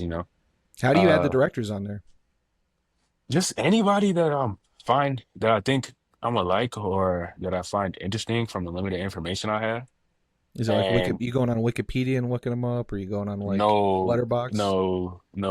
Yeah, like, well, I don't, most of them I hear about elsewhere. And then I'll go on Letterbox, pull up all their films, and just pick 4 that seem like the most interesting. So it's not Mm. always the 4 most popular ones or, the 4 that are like their essentials. Like, usually I'll have like 2 of them will be like okay, these are like the essential ones, get to know them. And then the other ones will be like, I'll read this and I'll just read a little bit about it. I'm like, okay, this seems interesting. Sometimes I'm just like, oh, that poster was cool. That looks weird. Let's do it. Mm. Add it to the list. But yeah, I love doing that list because then once I get to the directors, it's like a small supplement of their films. I can see kind of what they're about. And then if I love them, I can just keep watching, Yeah. you know. And What so are it's cool. I think you were saying that you almost didn't want to watch it. You're going to potentially watch Jaws first because your letterbox name is, or your, is Sharky. And so you were thinking like, well, I should watch Jaws as the first one. But then I think you said you didn't watch Jaws before this one, right? Yeah. So like the past 3 years, I've been saying, I've been waiting for the summer. So it was a summer blockbuster when it dropped. Mm-hmm. It's beach, whatever. I was like, okay, yeah, I'm gonna watch Jaws this summer. My nickname Sharky, whatever. Let's do it. Like I'm gonna do it, and I keep just forgetting to do it. And so when in the last year or so, when people was telling people that I hadn't seen no Spielberg, I was like, okay, the first one's gonna be Jaws. Like I just made this stupid rule for myself. Like the first one's gonna be Jaws. So no Mm. exceptions. And then I was gonna watch it before we did this. Literally until when did I watch this? I watched this last Sunday, I think. And I was gonna watch, but it was on Saturday when I realized I wasn't gonna watch Jaws first because this theater near me just randomly said they're gonna show Jaws in 35 millimeter later this month. And I wanted next month. And I was like, I wanted the Nice. first time to be in theaters in 35 That's millimeter. sick. That'd be So fun. it's like a month from today, I think. And so I was like, you know what? I'm gonna I'm gonna wait and I'm gonna just watch Duel for this. And then hopefully Jaws lives up to the hype when I go see it Okay. in theater on film. So yeah. That's exciting. Yeah. Yeah. I think you'll like it. I mean, it's just such a classic Mhm. good movie. My Yeah. brother loves it. It's like one of his absolute favorites. I really like it. Mhm. And I like I don't know if I'd say I mean it's great. It's like a perfect movie, but it's just never like it's never like this. It didn't get me to the same level as like this or Catch Me If You Can. Mhm. In Close Encounters and E.T. So I'd be Okay. curious. Actually, now I'd be curious. What are the other? So you got this one, and then You know what's crazy? Jaws. What's the other 2 that I you're didn't gonna do? even I didn't even add Spielberg to the list yet. Okay, I didn't even add him to the list yet. I need to think about it okay. because yeah, I haven't thought about it. Oh, actually, recently since I watched Duel, I thought about more films I want to watch from him, but I haven't like added them to the list so I could like have a reminder. But I would 4 is say really probably hard with him. the ones that I've thought about, obviously, is Jaws. I thought about Close Encounters a good amount. Um, and I thought about Jurassic Park. I mean, like I said, I don't like to pick the most popular ones, but all his are popular. Like, Yeah, so 4 is really hard with him. I think you probably yeah. could maybe do 6, Mhm. and I would not feel bad about excluding anything. You got to put Raiders on there. Raiders, though. I mean, that's like you just got to do So, it. what's crazy? Like 3 years ago, I watched like the first 15 minutes of that or whatever. Whenever he switches it out or whatever, I forgot. I don't even remember the Mhm. details when he's in the tomb. And then he like started, then he was like professor, and I was like, I'm not in the mood to watch this right now. I'm turning this off. And I never came back to it. So maybe I'll have to do Raiders and like the trilogy or something. I think, yeah, I think Duel. Just looking through them, Duel, Jaws, Close Encounters, Raiders, E.T. I mean, E.T. I Uh, think was at one point like the highest grossing movie for years and years. I think it sold the most tickets. Like it was like uh, I think even more than Star Wars. Um, really? yeah, I really like the third Indiana Jones. I need to rewatch the second one. I haven't Uh, seen that in ages, but the third one was always my favorite as a kid because that's Sean Connery. Hook, classic, good. I wouldn't put it up in the six. Jurassic Park, Saving Private Ryan. I don't know if I'd Catch Me If You Can though. Was always the score on that's tremendous. And I then was Munich, I on think is really Schindler's good. List. I haven't seen it. Yeah, Oh, okay. Okay. I've heard it's good, but I've also heard Run it, like yeah. yeah, it's like it's always seems so heavy, and it's like 3 hours long, Yeah. and so Yeah. yeah, Bird is different than his other, like very different than yeah. his other Actually, movies. one I always forget, Bridge of Spies, which came out a couple like maybe 2015 with Tom Hanks, is actually just a solid spy movie. Um, I don't think I ever heard of that. it has Tom Hanks. It was written by the Coen brothers actually. Um, Okay. strangely, and I love the Coens, so that's why I watched it. It's very But you good. know what I've Um, actually thought about as well? I've thought about West Side Story. I have no idea why. No idea why I Someone was thought just about that telling me movie. about that. I can't remember. I was just talking about that with someone. Have you seen Oh, the original? no, That's not crazy. okay. You never I had to didn't watch know that that. in school? I thought everyone had to watch that in school. I don't think I've seen it No. since like high school. Nah. School has changed. Did you have to watch any Yeah. movies growing up in school? You remember? I had to watch The Outsiders. To Okay. watch Is The that good? Outsiders I haven't seen because we that. read the book. You ever seen The Outsiders? No. It's From what I Coppola, right? remember, yeah, it's Coppola. That's one of the few Coppola movies I've seen. Um, I mean, I don't remember much of it. I feel Hmm. like I enjoyed it. I mean, we watched. It was split over a few days because it's we only have a certain amount of time in the class period. Hmm. But I remember it being good. I remember liking it because we had read the book. It was like in English class. We read the book and then we watched the movie Outsiders. What else did we watch? I can't remember other like. Oh, then in high school, what is that movie? Oh man, it's with Heath Ledger. I cannot remember the movie. 10 Things I Hate About You. No, no, no. It's like set in a time a while ago. A Knight's Tale. That doesn't sound like it. Hold on. Ned The Four Kelly. Feathers. The Four The Feathers. Four Okay. Feathers. Yeah, I had to watch that in school. Is that good? That's an odd one. It's not bad. Okay. I wouldn't say it's good. It's fine. Yeah. It's nothing crazy. Okay. I wouldn't watch it again. I wouldn't watch it No. again. It was fine. It was fun for school. It was fun for school. I'll say that. Yeah. We Yeah. what did we watch? We had it turned off because my friend's brother, who's also my friend, shout out Gasm. Um I can't there's a kid I went to high school with who like Yeah. let's say I don't want to give his last name, but let's say his last name was something like Purvis. Like, I think that was Christian Bale's character's name, and Melvin Purvis, and what movie was that? The Michael Mann one, with Johnny Depp and Christian Bale, Public Enemies. He All plays right. this FBI agent, Melvin Purvis, and so let's say it was yeah, Purvis. So the football coach in Southern High School just started calling him Gasm because like his last name like it was just like they could Pervasm or something or Pergasm, and so he just Okay. started calling him Gasm, and so Yeah. literally everybody in the school, teachers and everybody, just for 4 years called this kid. He was like he would sign his papers Gasm and shit, What? and it was great.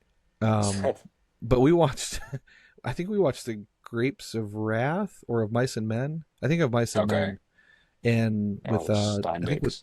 yeah, with John Malkovich. It is a scene where I think he accidentally like kind of beats up and kills this lady in a barn, And Mhm.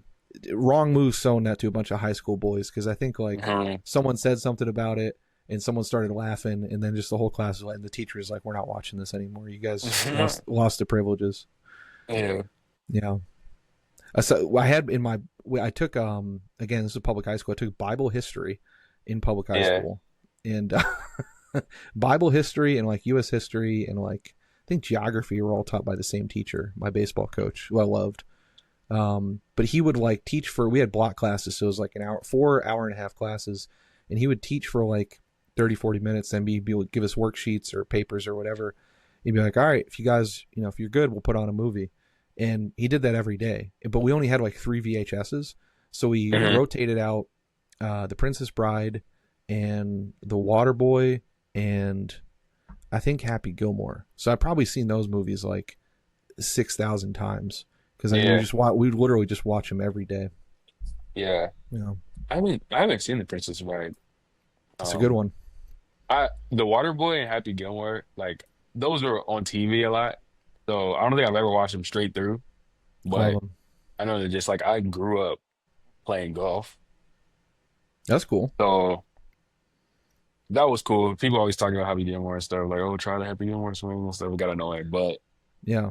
I like that yeah, guy Snappy Gilmore who does the one-handed one. He's on yeah, TikTok or yeah, YouTube. he does. Yeah, he hits it. Yeah.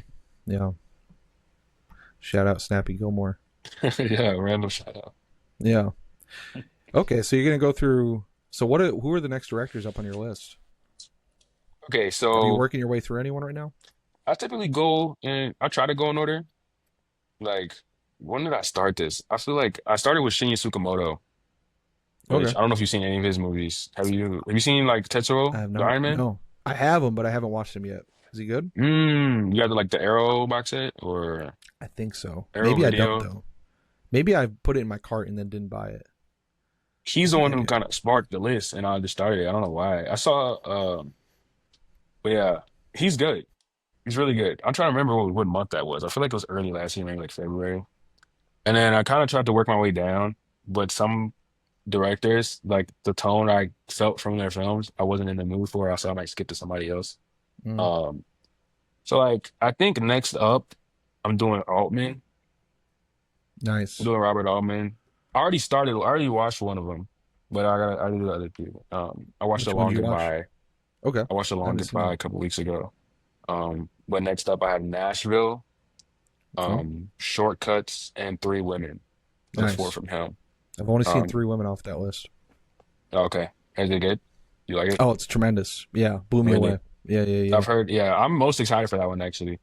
I would Um, maybe not that Nashville or Shortcuts are bad mhm, because I haven't seen him. I've heard Nashville is tremendous and it's like one of his yeah, my regarded ones. But the I mhm, think Shortcuts is not as regarded, but he did like a yeah, I've heard, three. yeah. He did a woman trilogy with Images and That Cold Day in the Park, which I've seen Okay. that are kind of like a Mhm, loose trilogy based around women. So Images yeah. you might really like if you based on your movie Okay. taste. And one I started a while ago. Well, I started David Lynch. I started David Lynch a week before he passed, and it was crazy. Like I set up the four for him. So this is what happened with him. I never finished it though. I only watched two because Mm, I watched Mulholland Drive and I watched Lost Highway, which are both great. I love yeah, both those movies. love them. And then so I was going slowly through his. So it had been like a week later, and then I found out David Lynch died. I'm like, what? I'm in full David Lynch mode, and I know what's going on. Like, and then the Criterion channel, like, was playing all his movies like live on a live Mm, channel one night. And so I was like, next up on the list, I had Inland Empire. mm. And Inland Empire is ridiculous. It's like, have you seen Inland Empire?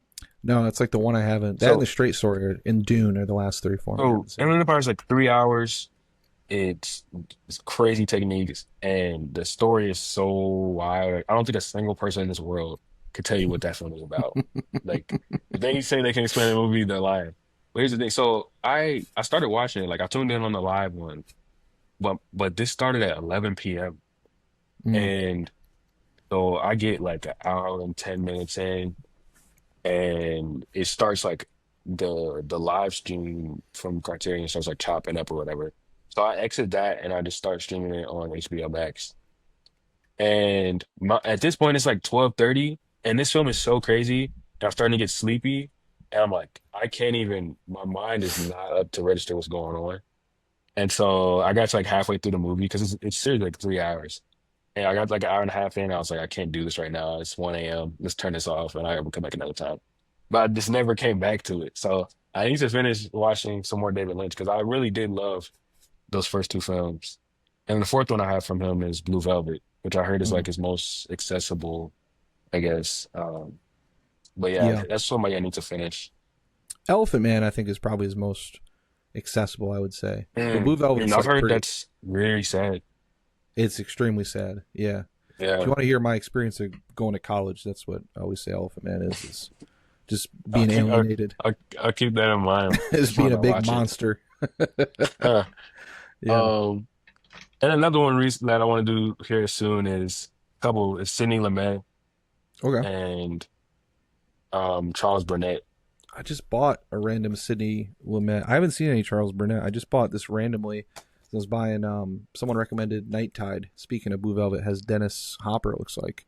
Just Mhm. some um random movie from the 60s someone said was really good that Yeah. is supposed to be like a lot of Val Lewton movies in the 40s, and just they had like a buy two get one, so I got the I'd never heard of it, The Deadly Affair, Sidney Lumet, which I Mhm. think is a spy movie. John le Carre. So And the thing excited about for Sidney this. Lumet is like some of these directors, I've seen a number of their films. I've seen like six of his movies, Oh really? five or six. Yeah, it's just like some people I'm just very interested in diving deeper, I guess. Like I Mm. remember one of those films actually that I watched when I was younger, that I've seen many times was The Wiz. And then Never I think I might have seen that in school, maybe. okay, I can't remember it. because I like we like owned the DVD when I was younger. And then when I got when I like started watching more movies and I found out Sidney Lumet made like directed The Wiz, I was like, what? Like you directed The Wiz? I was like, I thought he was just, 12 Angry Men, Dog Day Yeah. Afternoon guy. Uh, and I've already seen I've seen those. I've seen his film The Verdict, which is great. Um, with what's his name? Paul Paul Thanks Newman. Newman? Yeah, Yeah, Paul Newman. I haven't seen That that. film great. And then Failsafe, which is tremendous. And that's based off the same book as Doctor Strangelove, but I prefer Interesting. Failsafe by a good bit. Like they're very similar Interesting. stories, obviously. They're interpreted differently by Kubrick and Lumet, but those are the ones I've seen. But I have more from seeing Lumet. I watch Serpico, Network, a couple others. Yeah. Yeah. I'm very underwatched by him. I really want to see The Verdict, and Network is a classic. Um, I don't really know. good. I feel like you'd like The Verdict. I would, yeah, I'm Really sure. good. I love Paul Newman. Yeah. His movie Q&A is really good. Um, Q&A. I never heard of it. yeah, it's uh it's a hard watch. Nick Nolte plays like he's racist, he's homophobic. Mhm. He's just a terrible he's a terrible cop, and he's like Yeah. he's a tough, crude, decorated New York City Police Department detective lieutenant, has a dark side in partnership with certain organized crime figures. But I think the movie opens up. He executes a small-time Puerto Rican criminal and then threatens witnesses to testify that he acted in self-defense. And like that's just how the movie starts. And Nick Nolte's performance in there, playing a real big piece of shit, is tremendous. Right. But it kind of gets after police and racism of the police and homophobia of the police. Yeah. It's quite good. Corruption, police corruption, Okay. which I think I think I've seen 12 Angry Men, Serpico. Yeah. That I have Failsafe, but I haven't watched yet. So thanks for reminding me for that. Network. Yeah. I'm You sure ever I've seen seen Dog Day it. Afternoon? I haven't. No, I need to. That's like That's actually my favorite from him. I've heard it's great. I can't wait to watch it. It's so good. Yeah, It's so good. I'm excited for that. I think I have Prince of the City too that I almost watched, but I think the book of that's supposed to. I think I might have bought the book for that too. It's supposed to be Mhm. good. I think it's like he has like a police corruption trilogy. I think it's Serpico, Prince of the City, Q&A maybe. That's exciting. Yeah, he's another big blind spot for him. I'm excited to try and Yeah. fix that. Yeah, Even like just a 12 lot Angry of Men, these. you talk about like, just to your point about like making an exciting movie just in a room, like, you don't need any special effects or anything. You just need good writing. Yeah, that was one of those films I watched like early on when I was really starting to love movies, and I was just blown away Yeah. by it because I hadn't seen any films like that before. I was like, you can do all this with just this? Like they're just Yeah. talking the whole time in this one place, but it's super captivating. So Yeah. yeah, That's cool. Have you and this seen this any? list, Oh, go ahead. Sorry. I'm sorry, this list is just full of just blind spots too. Like it's some like Yeah. lesser known directors, but some of them are just like straight up just a bunch of blind spots that I'm just excited to catch on for popular directors. A big blind spot for me that this movie reminded me of, because I was talking to an old professor of mine. Randomly, I was inviting an old professor of mine. So when I used to be a classics major at my first school, and my Mm. professor really connected with him, loved him. Greek and Roman literature expert, loved all this, and I just randomly just like reached out to him not too long ago. I was like, hey, do you want to come on the pod and talk about this or whatever? Say hi, and just wanted to catch up, and we just started talking about movies. And apparently, he is a huge Japanese movie buff, and specifically Ozu. And Mm. so I felt really shamed because I've only ever seen Tokyo Story like 15 years ago, and this movie is like an homage. Like there's a 35 Shots of Rum, I think, was an homage to Ozu. And when I was looking on the disc, there's like a whole thing of Claire Denis talking about. I watched a little bit of the special feature, how much she likes Ozu.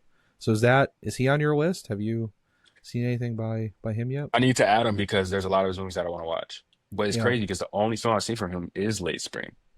Okay. And those similarities are 100% there. Like, and I've heard Is it you good? talk about it before. Is Late Spring good? I like Late Spring. I need to rewatch it. I need to rewatch it, but I like Late Spring. Late Spring is good. It is good. Mutual blind Yeah, spot but there. there's more that I want to watch from Ozu for sure. Where did you get the physical for 35 Shots of Rum from? Oh, good heavens! Where I don't know if it's Europe. I think it's American. Yeah. Let me check of 'Cause I've where been I watching got it on this. Canopy. I got it. It is, who did this? Cinema Guild. I don't know if I know this. Um.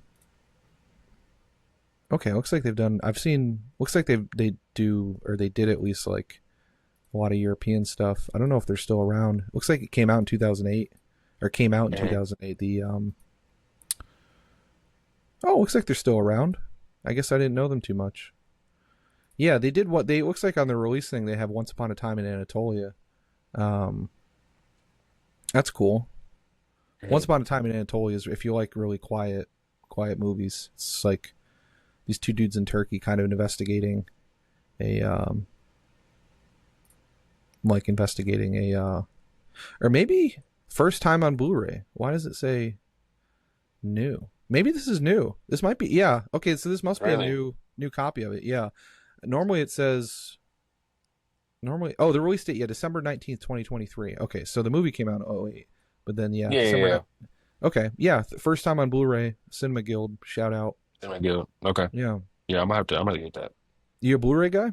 You said before that you like the I've only really collected Criterion so far. I've been talking about it the last few months. I'm gonna extend the other ones. Like I've been looking at Kino Lorber, Arrow Video. Kino's my people. I love Kino so much. Forgot who else, but yeah, for some of my favorite movies and some ones that I'm just interested in looking at, it looks like they have pretty good prices on Kino Lorber actually.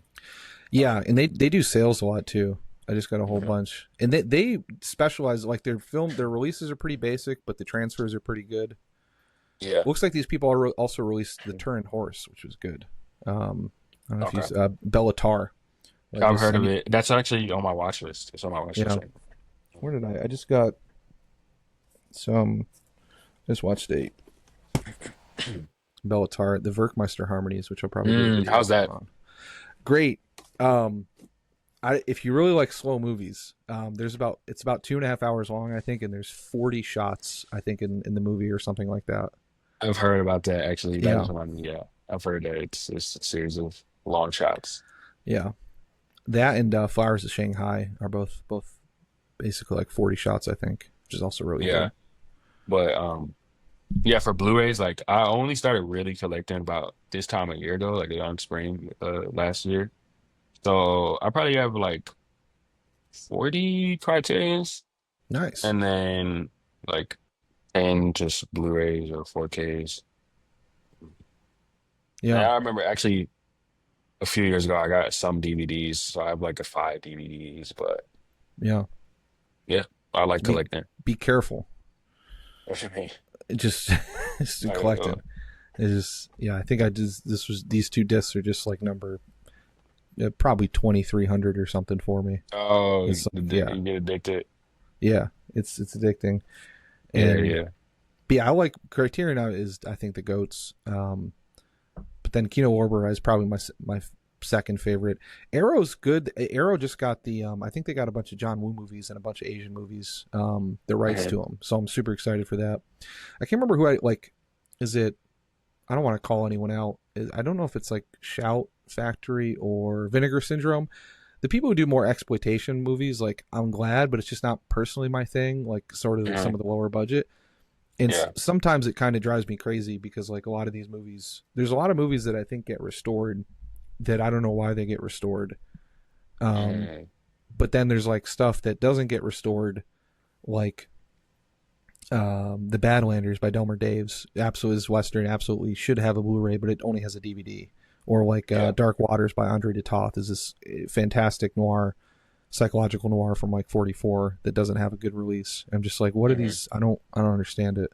But then like Murderous Pigs Chasing Rabbits 3 from like 1989 will have like a 4K with like 68 special features.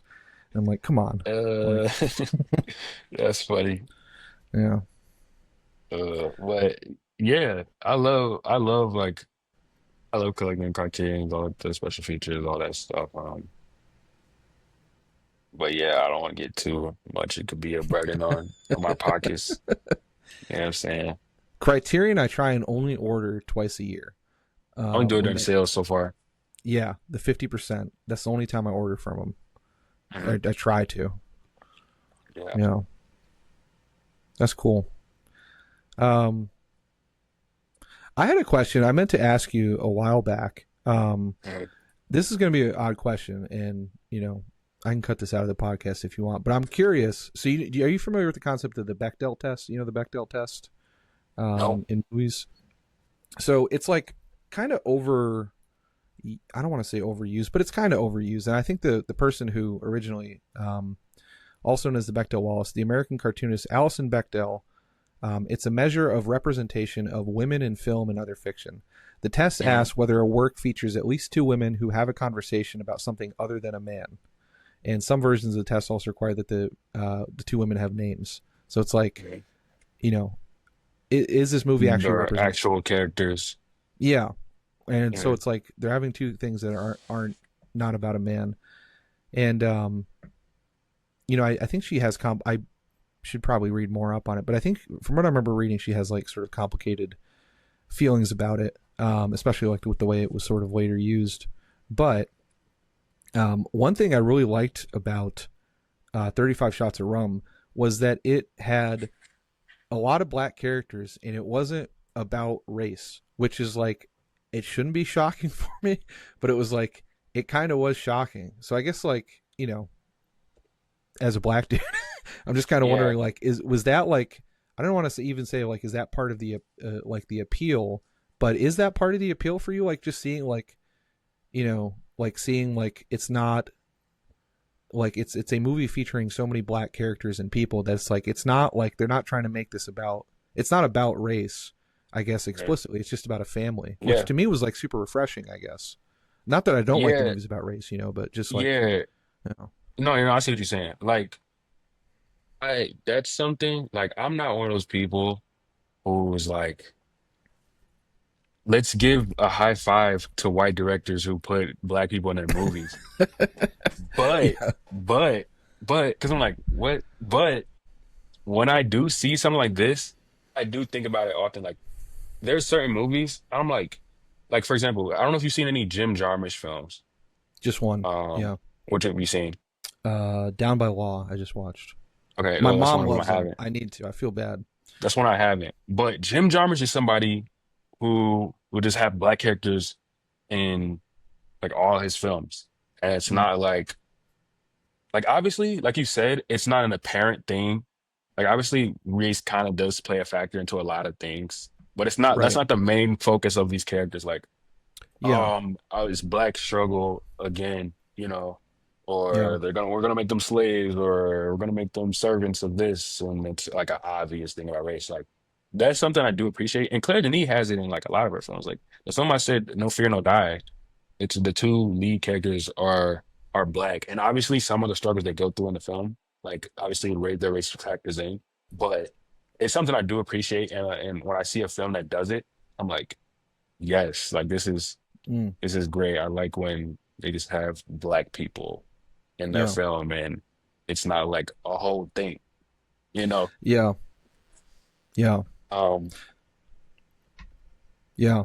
My mhm. I asked it because I taught my brother's like roommate. So my brother was a his college roommate, and like his best friend basically was a he's like this working actor in New York City. I can't remember if I told the story in the pod, but he basically says like in order to be like he was talking with like some of his friends that he knows in like I think in London, or like in that he's like a theater actor, so like he has like friends who work primarily in London and whatever.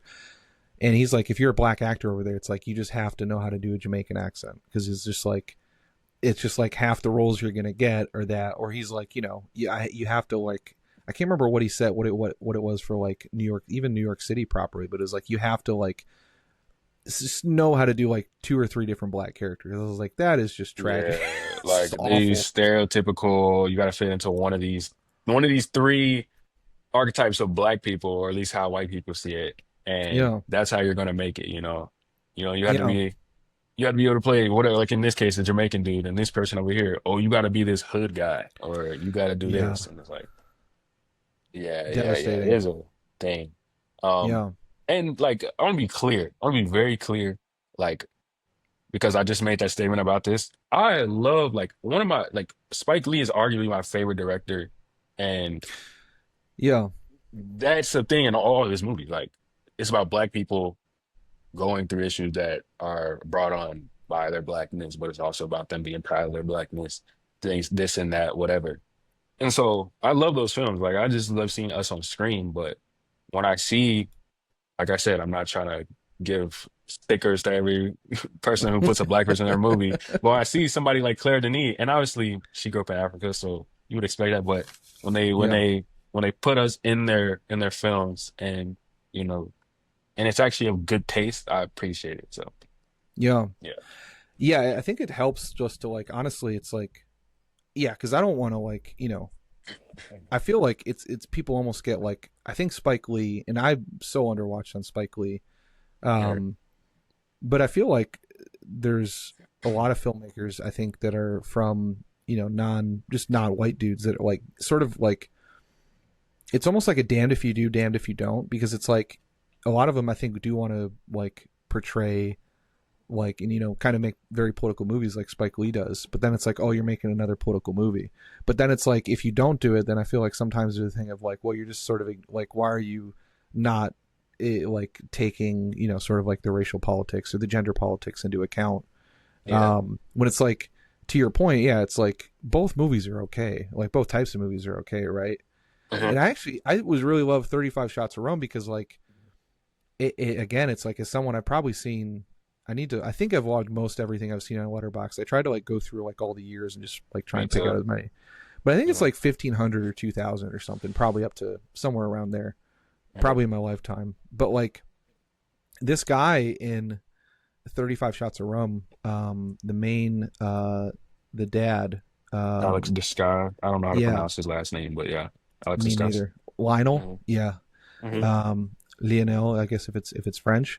It was probably Mhm. one of the very first movies I've seen that presented like a very complex portrait of a black dude going through like sort of like not necessarily a masculinity crisis, but like kind of like aging masculinity. Like it was just, I Mhm. don't know, to me, on just on some level, it was just so refreshing to see like it wasn't defined by like what does this mean to me as like a like a black man or something, or like someone who's like a even like a French man. It was just like just as Hmm. like a sort of like an aging person. It honestly, Yeah. it's like almost all the characters in this, which I thought was so wonderful, were like I don't want to say like genderless, but it was almost like so like everything was so fluid in terms of identity. I guess Hmm. like my take on this, which I thought was like I almost was like I was like, damn, I hope she doesn't go dark with this like father daughter thing because like at least my take on the movie was like I was like because I had seen so many like Delmer Daves who I love. He goes Hmm. dark on father daughter stuff and it's horrific to watch. And David Lynch is like known for going like very dark, obviously, Yeah. on like parent children stuff. But like this movie, it's like it was almost just like I felt like the daughter carried 35 Shots of Rum, like Josephine and Lionel's relationship. It's like I don't know. It was like there's just something so complex about the identity and all this that was so both so refreshing to see from a bunch of black characters or like a bunch of even like if you throw No into there who was like not necessarily like I mean he wasn't I don't think he was mixed race or black or whatever but Yeah. he was just sort of like kind of like he was like I'm gonna move to is it Gabon I think and like he's kind of socially living Hmm. on Yeah. sort of the edges Hmm. so yeah I think that in itself is just like I don't know. It's almost like as political an act as like almost making explicit when it's like these are a bunch of real people, Hmm. like Yeah. so. Yeah, I guess did I don't even know if there's a question that maybe I just wanted to talk about that, but yeah, Hmm. how did you feel about the whole like identity stuff as it relates to all the different characters? I do, now that you mention it, feel that like looseness and openness to, race and gender in this Yeah, movie, like you said. And always like want to preface, like obviously these things all actually matter. right. Like they like matter some how they function in society. But when this movie, like it just feels, I don't want to say, oh, you could replace them with this type of character and this type of character, but it really feels like that. I feel like that's part of why it's so easy to relate to, Yeah, because it's like these are things that are just human. yeah. Like the Well, I think things they're going through are human. you could do this with a bunch of white people. You could do this with a bunch of Hispanic people. You could do this with a bunch of women. You could do this with a bunch of men. I think probably right. Mhm. Yeah, yeah. Oh. Honestly, you could. Yeah. That's a good point. I didn't think about it, like how open it is and free, like the struggles that all of them have and the emotions they feel and how they're expressing. It's just very free, I guess, and how Yeah. she made the film. Um, yeah. Yeah, it kind of was like so. It was like yeah, I was like about the father daughter thing, especially. I was like, oh man, please don't do what I think you're gonna do, because like I'm just so like with Del, I haven't watched so many Delmer Days recently. I was like, oh, like I hope it's not a thing where like he's like, nah, you got to like he becomes like really abusive about it and be like, nah, you got to stay with me, daughter, as opposed to like Oh, like go yeah. with this guy because she kind of Yeah. is like playing. I mean, but I think that's what the movie's playing with is like I mean, she's playing the role a little bit of like of partner as well as daughter, as well as like Mm.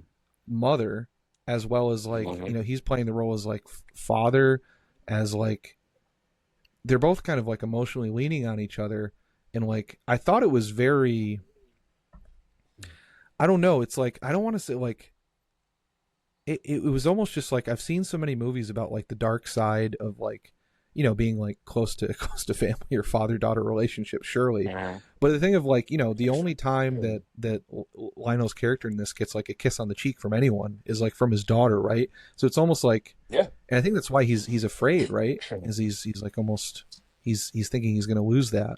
He's like, we have everything we need right here, we just want it to stay the same, right? Yeah, that's a part of it. And I actually talked about this in a video when I mentioned, like it was a couple months ago, like a few of my favorite directors. I brought up Claire Denis, I brought up this movie. And part of the things I said about this movie is about how it's about adapting to change in your Mm-hmm. life. Because like, and it's crazy because the signs are there the whole time that she was gonna leave.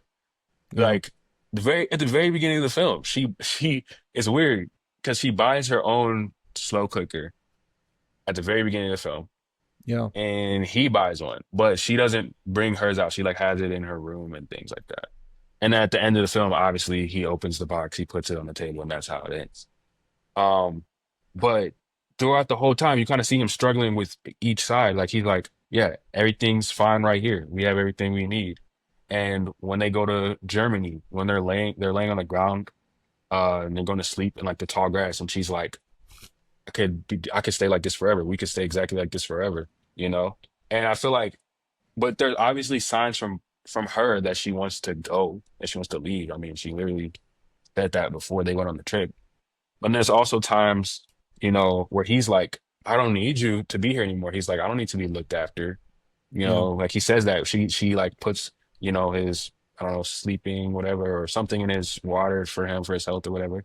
And he's like, I don't need you to do that. I don't need you to look after me, And there's other parts where they're getting ready for the wedding and he's trying to iron, or no, they're getting ready for the concert and she's trying to iron Hmm. his clothes. He's like, I don't need you to look after me. I can do these things on my own, You go be free. But then he's also Yeah. like, they need each other, So they're both Yeah. like grappling with this change at the Yeah. same time, both of them. It's great. It's cool. I like how she displayed it. Very realistic way. Yeah. Yeah. Um, Yeah.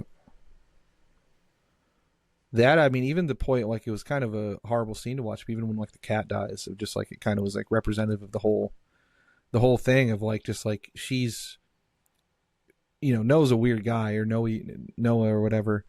Um, but then like, yeah, he's just like, well, she had a good age. And then now I guess the passiveness, or like the lack of emotion yeah. he does with that is just like, I think she sees that and it's like, this is so far differently than me, you know? Yeah, when I watched that scene, well, I saw it again. Like I said, I just finished it again this morning. And I was like, I forgot all about that scene. And when it happens, first of all, that looked so real. I was like, did the cat actually die in real life? Like, I was sitting here like, that looks like the exact same cat. What's going on? But I think they might have put he it under, or did you look it up? I didn't. But I was sitting here, I was like, that is the exact same cat. That's not a fake cat. Like, there's no visual tricks. That looks like the same cat.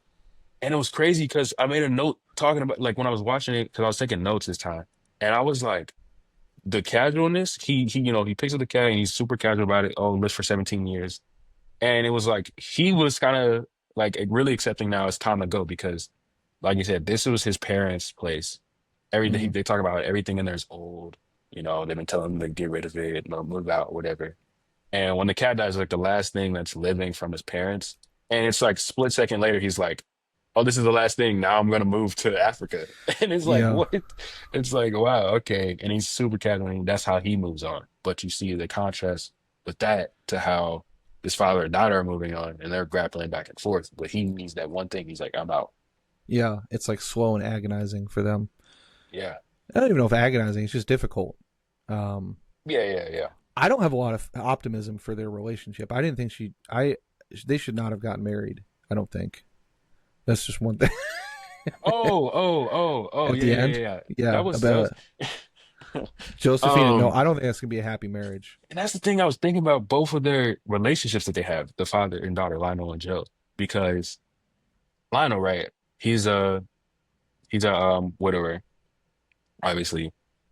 But obviously he's had like his former lover, whatever they are, with Gab.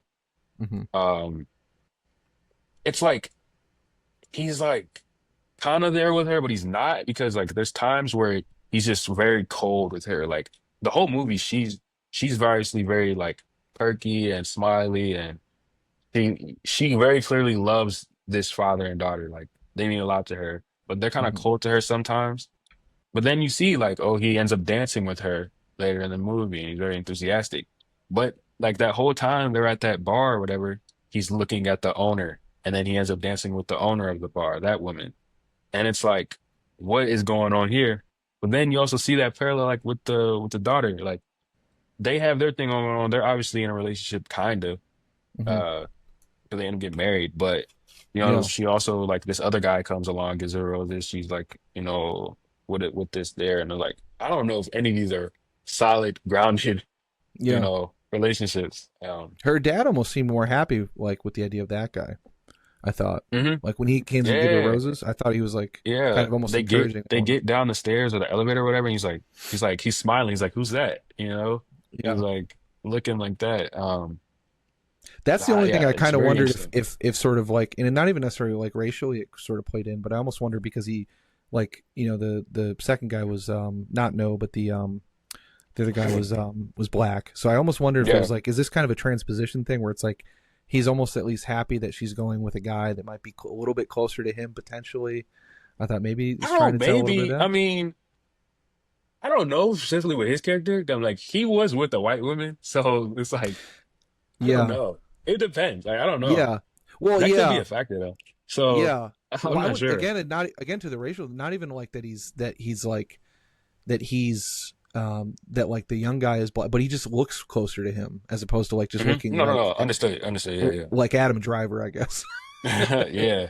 Yeah, Yeah. I don't, yeah. I'm not sure, but you could tell like he was kind of like, oh, like, yeah. this guy, But then maybe he yeah. thinks he like I think like the dad has a bit of romanticism in him as well, and like Mhm. I think to your point the grandma talks about him, so maybe he's just happy about the flowers. He's like, oh, this guy's going to be better for her because he's going to be a bit more romantic, you know? Yeah, because Noah's like very stoic and cold and Yeah, yeah, I don't think he's not. I wouldn't be friends with that guy. I mean, I'm sure he's a nice guy, but I just did not. I was not a fan of Yeah, his I was character. thinking literally during this movie, like I think it's just the actor, like his face is very like fierce, and I just think like I can never imagine him playing like a joyful person, like because I don't know if you noticed, like that's the same guy who leads Beau Travail, and Is it? yeah, he just like shaved bald pretty much in Beau Travail. It's the same exact Oh, I actor, totally forgot about that. but like both of those characters, like they seem like they're like fierce and kind of angry all the time. I'm like, I think it's just his face, like how his face is just Mm, like I couldn't imagine him being this light, bubbly character, any type of joyful guy. yeah. It's hard because I remember. I guess his name is Denny Levant, the main guy in Beau Travail who does the dance. I Hmm. just remember him like the movie to me is so much about him Oh above every. yeah, You know, I'm it's just just thinking that like this guy because he's like I'm just thinking about the guy on the cover, but it is about yeah. The main yeah, character in that film is Dennis a lot. yeah. I need to rewatch that again. I did too. He's such a good movie. I do. I Yeah. mean, to your point though about Denis' like strength, it's like she leaves it open. Like he could be thinking about any number of things. He could be thinking like maybe it's better that he's romantic. He could be thinking he doesn't like Mhm. know. You know, there's I think it's the strength of it is so almost realistic in a way, in that like it, just like no feeling, not to use the Rainer Rilke quote or whatever, but like no feeling is final in terms of like I don't know how I feel about things from day to day in terms of like Yeah. do I like this person, do I not like this person. I mean, generally a little bit more with that, I would say, but even then, it's just like, well, I don't like him today, but it's like in this moment it's good, in this moment it's not. I don't know. There's something just something very raw and realistic about that, where it's like he could be happy there, but he does seem kind of happy in the wedding, like at least, or maybe he's putting on a Hmm. face that they're Yeah. getting married and whatever. Yeah, or like a lot of that could be about, like you said, he's had these times where it's like I can be finding my own. He's finding his daughter, like going out into the world, being on a way, Yeah, you know. Yeah, I don't know. It could be a number of things to kind of leaves it up to interpretation a bit, but like you like he said, these feelings, recognizes how he feels, but then he also kind of recognizes like I shouldn't feel this way. yeah, yeah, You know? and yeah, like you said, the feelings change all the time because like one time you might feel that he's kind of like, oh, I'm not sure about this guy, but like you also see when he announces he's gonna leave and he's packing up his house, like when he goes on a trip one day out of the country, like he's very inviting into the home. They eat breakfast together, like it's interesting, So Yeah. yeah. What's your is there like a particular scene or moment that you were, or I guess something about this movie that you were hoping I would notice or appreciate? Like when you're showing this to people, there's always that moment when you show something to people. It's like, oh, I hope they see this, or I hope they see in this way. You were thinking any like thing like that? Oh, I wasn't specifically, but now I kind of think I one thing Claire Denis does in a lot of her films, I don't know, because you've seen Beau Travail, so she always has like a dance scene. She will Mm, always have a dance scene. Like everybody really knows about the ending of Beau Travail, and perfect ending.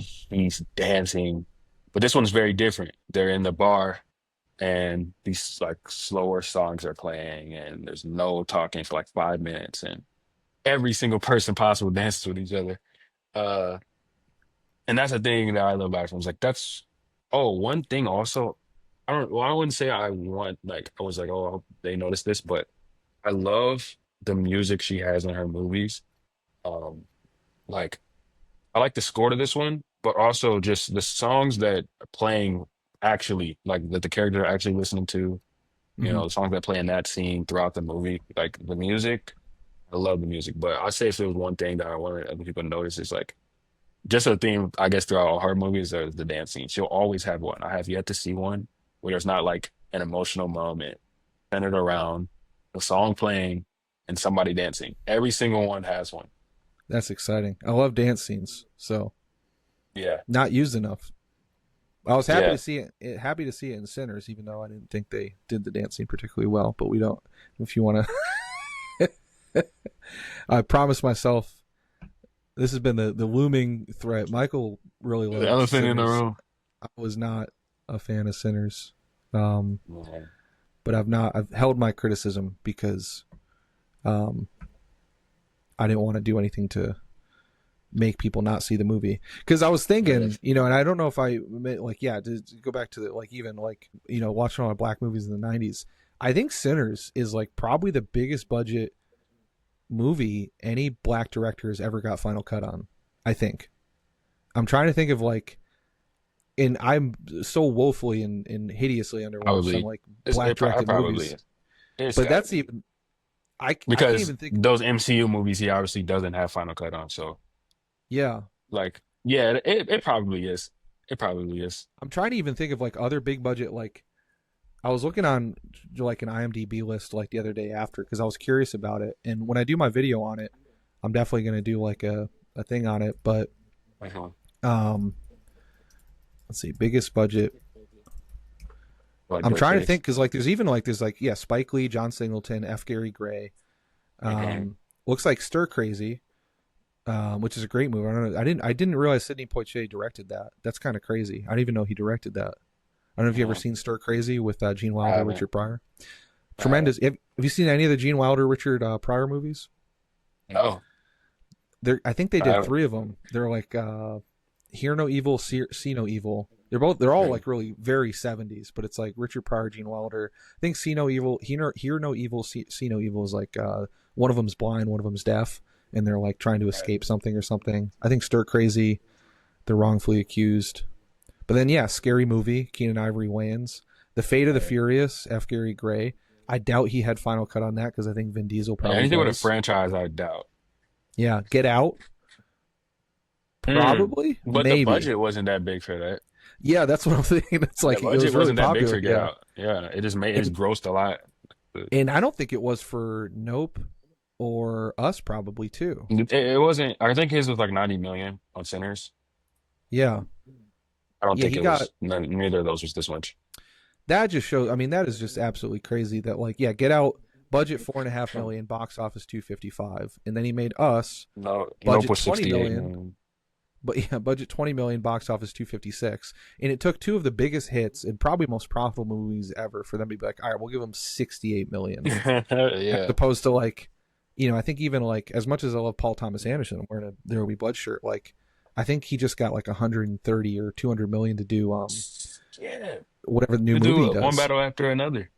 and I don't think any of his movies have ever done particularly well. No, like everybody was saying, like when they first found out about the budget, they were like, I mean, I'm not a person who like is watching that kind of stuff. Like, I'm gonna watch the movie anyway. But people were talking about like, that's definitely not. I don't. There's no way it makes that much. Like, Yeah, but whatever. Yeah. it must be nice to have Leo DiCaprio interested in your movie. I think it's probably because like Oh, yeah, it's so star driven, and he's like one of the few. Him and yeah. Tom Cruise, and I'm trying to even think. It's like Brad Pitt might be able to get that amount of money, maybe, probably not. Mhm. But there's like so few movie stars nowadays. Honestly, Michael B. Yeah. Jordan might be up there. Oh, after Sinners, I mean, he was already like popular, but after Sinners, I think he's gonna Yeah. get to a higher level. Especially Tom Cruise been like talking about him a lot, about how much he loves Sinners the last couple of weeks, and he was just like, "I Really? love Michael B. Jordan." He was like, "I love Sinners. I wanted to re-release in July. Shout I want out. to make a movie with Michael B. Jordan." I'm like, if they make a movie together, yeah, he's gonna take off, you know. Yeah. But yeah, Shout out. I loved him on The Wire. I couldn't believe he grew up in. I remember. I think I saw him in The Wire and loved him. 'Cause he plays like such Mhm. a thin, little thin young kid, Wallace on The Wire, and then Yeah. then the first time I saw him after that, I think was in Black Panther, where he's just jacked Mhm. and playing Killmonger. You didn't see Creed? No, I need to see Uh, Creed. Is that Ryan Coogler too? yeah, he Okay. every single Ryan Coogler movie has Michael B. Jordan in it, all five of them. I've seen a scene from that, and I remember. I think I've seen the scene like just randomly on YouTube. I think I saw the scene where like he's meeting Nice. Stallone again or something in Oh, like the okay. bar. Mhm. And I think I watched a lot of Fruitvale Station because It I was think great. one of my ex had it on, and I was just kind of watching in the background. That's probably my second favorite film from Ryan Coogler. It's a great movie. I saw it some years ago. Yeah, it's I want to see it again. I mean, honestly, mainly just to support Ryan Coogler. Like he's Mhm. probably like even independent of being black, he's like one of 5 directors probably that gets to have final cut nowadays because of how fucked up the movie industry is, Yeah. and like just directors need that, you know. Mhm. Because you could at least like the one thing I was like, it's so refreshing that like he's at least attempting to tell a story. Like Yeah. he's Yeah. attempting to do things which I Yeah. respect An so original tremendously. story that like means something to him. It's not like some, I don't know, whatever people are making now. Yeah, it's well One last thing. he's out of Marvel jail, right? Yeah. Yeah. One thing I love everybody. Even one thing I noticed that everybody, even people who don't love the movie, talking about how great Delroy Lindo is. And I'm glad he's getting that recognition because he's a great actor. Um, Hmm. I love Delroy Lindo.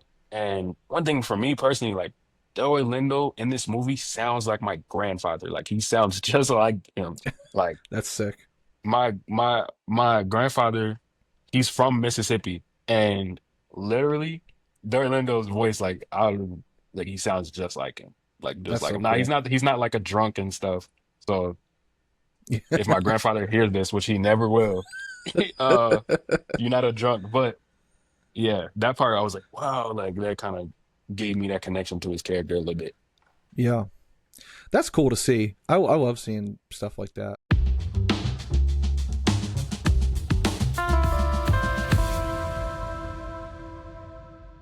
All right, so we're gonna welcome back, folks. We are gonna go through some fits. I'm gonna just sort of scroll through the movie now instead of doing. Let me know your feedback if you're listening to this because this has been a little bit easier to do. So this is 35 shots of rum. We're gonna start with.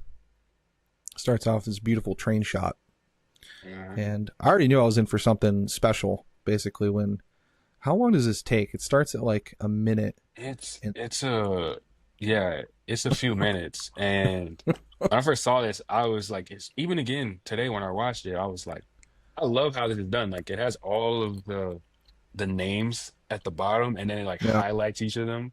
And it has that calming score that I talked about. How I love the music in the movie. yeah. I love how it opens. Yeah, and honestly, it's to the point we were talking about earlier about like connecting with the movie. This made me feel, I'm thinking of moving up to Chicago, and Mm, this just looks like Chicago. It just looks like honestly like kind of a. She finds it's like a beautiful ugliness to it. You mm. know. Yeah, yeah. Do you Like it's think not he's? very like Go ahead, it's sorry. not super clean or everything, but she like finds this beauty in all her shots. Like I don't know the way they're shot. I don't know. Yeah, I don't know how to explain it. absolutely. And then when she goes up, then to the point about good shallow focus, she goes up and then she just has him barely in, and it's just him. But then Hmm. in contrast with like the sort of, I mean, you even have like the window here, which I think is really neat, like the scratches Yeah, on it. yeah, yeah. This poor guy, we haven't even talked about him. I felt so Oh bad man, for we him. haven't talked about them this whole time. It was interesting when I was thinking about his character. I was like, he's not one of those like central four characters, but he plays a very important part of the story. Yeah, Uh, yeah, yeah. shot in the mirror, reflection on here, beautiful. Hmm. shooting a lot of people in reflection. Then again, sort of out of Oh, focus. I love this shot. And Yeah, mind you, this point you're almost like 5 minutes in. yeah, Still, it's no words. The whole thing is just backed by music, and you're just seeing, you're getting a feel for kind of the world we're living in here. yeah. Um, and she introduces you to a couple characters. You see this guy, you're like, oh, he's a lonely guy. What's up with him? Blah blah blah. But yeah. These were such beautiful shots. I love the way she shot the night here. Hmm. One thing I actually really loved is I would think this is shot digitally. I would be I think so, maybe not. I'm Um not sure. but she varied, like I think it's the ISO, like the film grain, like these scenes, like you can, the film grain wasn't, or like the grain, the ISO grain or whatever wasn't too heavy, but at night she just kind of like, a lot of directors want to make it like super clean and like make it really consistent from scene to scene, but I don't think you need to. And she really, it's just something I really liked about this one, is that she yeah, she just didn't really, like she wasn't so concerned with like matching a lot of the visual stuff scene to scene. It's just like sort of whatever made sense for it. Yeah. It felt very gritty. Yeah, because you'll go.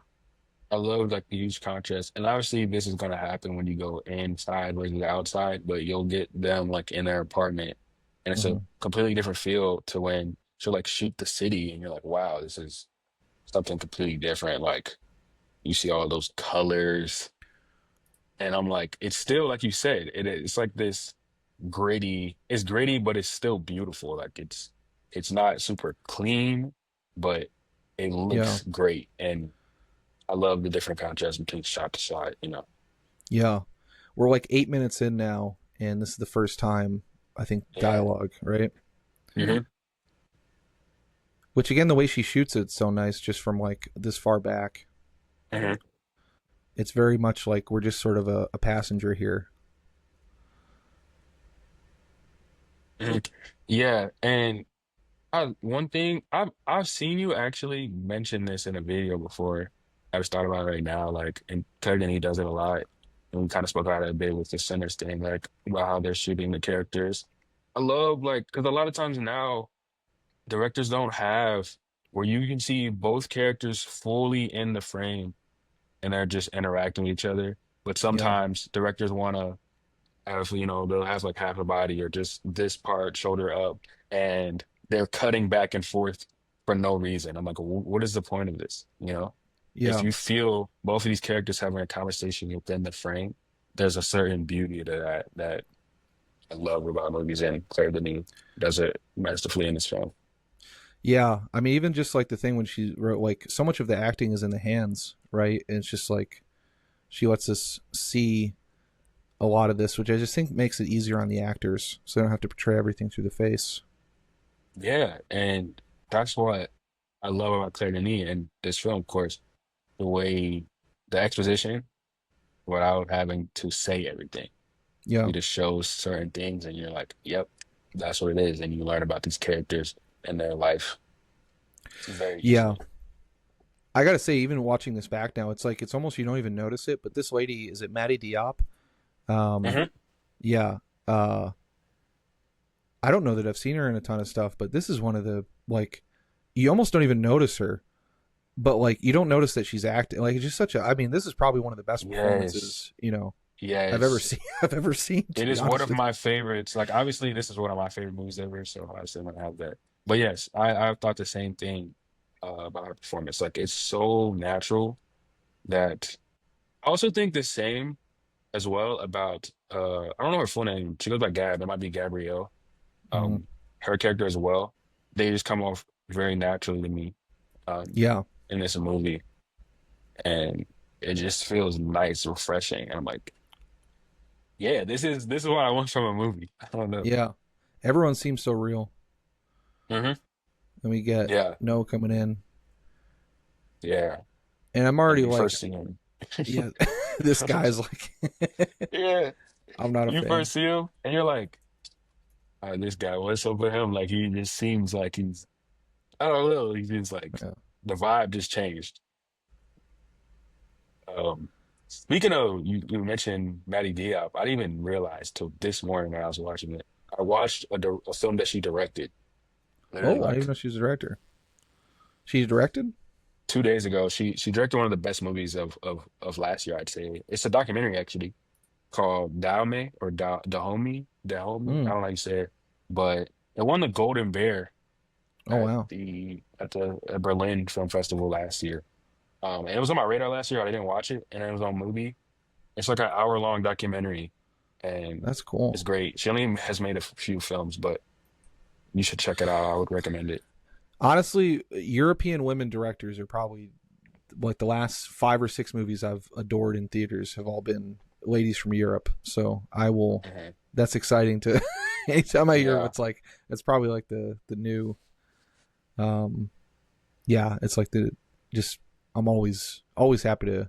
I'll probably watch any like if I hear if it's like a European lady that has like critical acclaim. It's like I don't mhm. know. Those things have been really good as opposed to like most Americans, which hasn't been. It's been a while. Janet Yeah. Planet is a good one. I like Janet I love Planet. Janet Planet. Oh my God, I love Janet Planet. Yeah, that lady. I can't wait to see her do more stuff.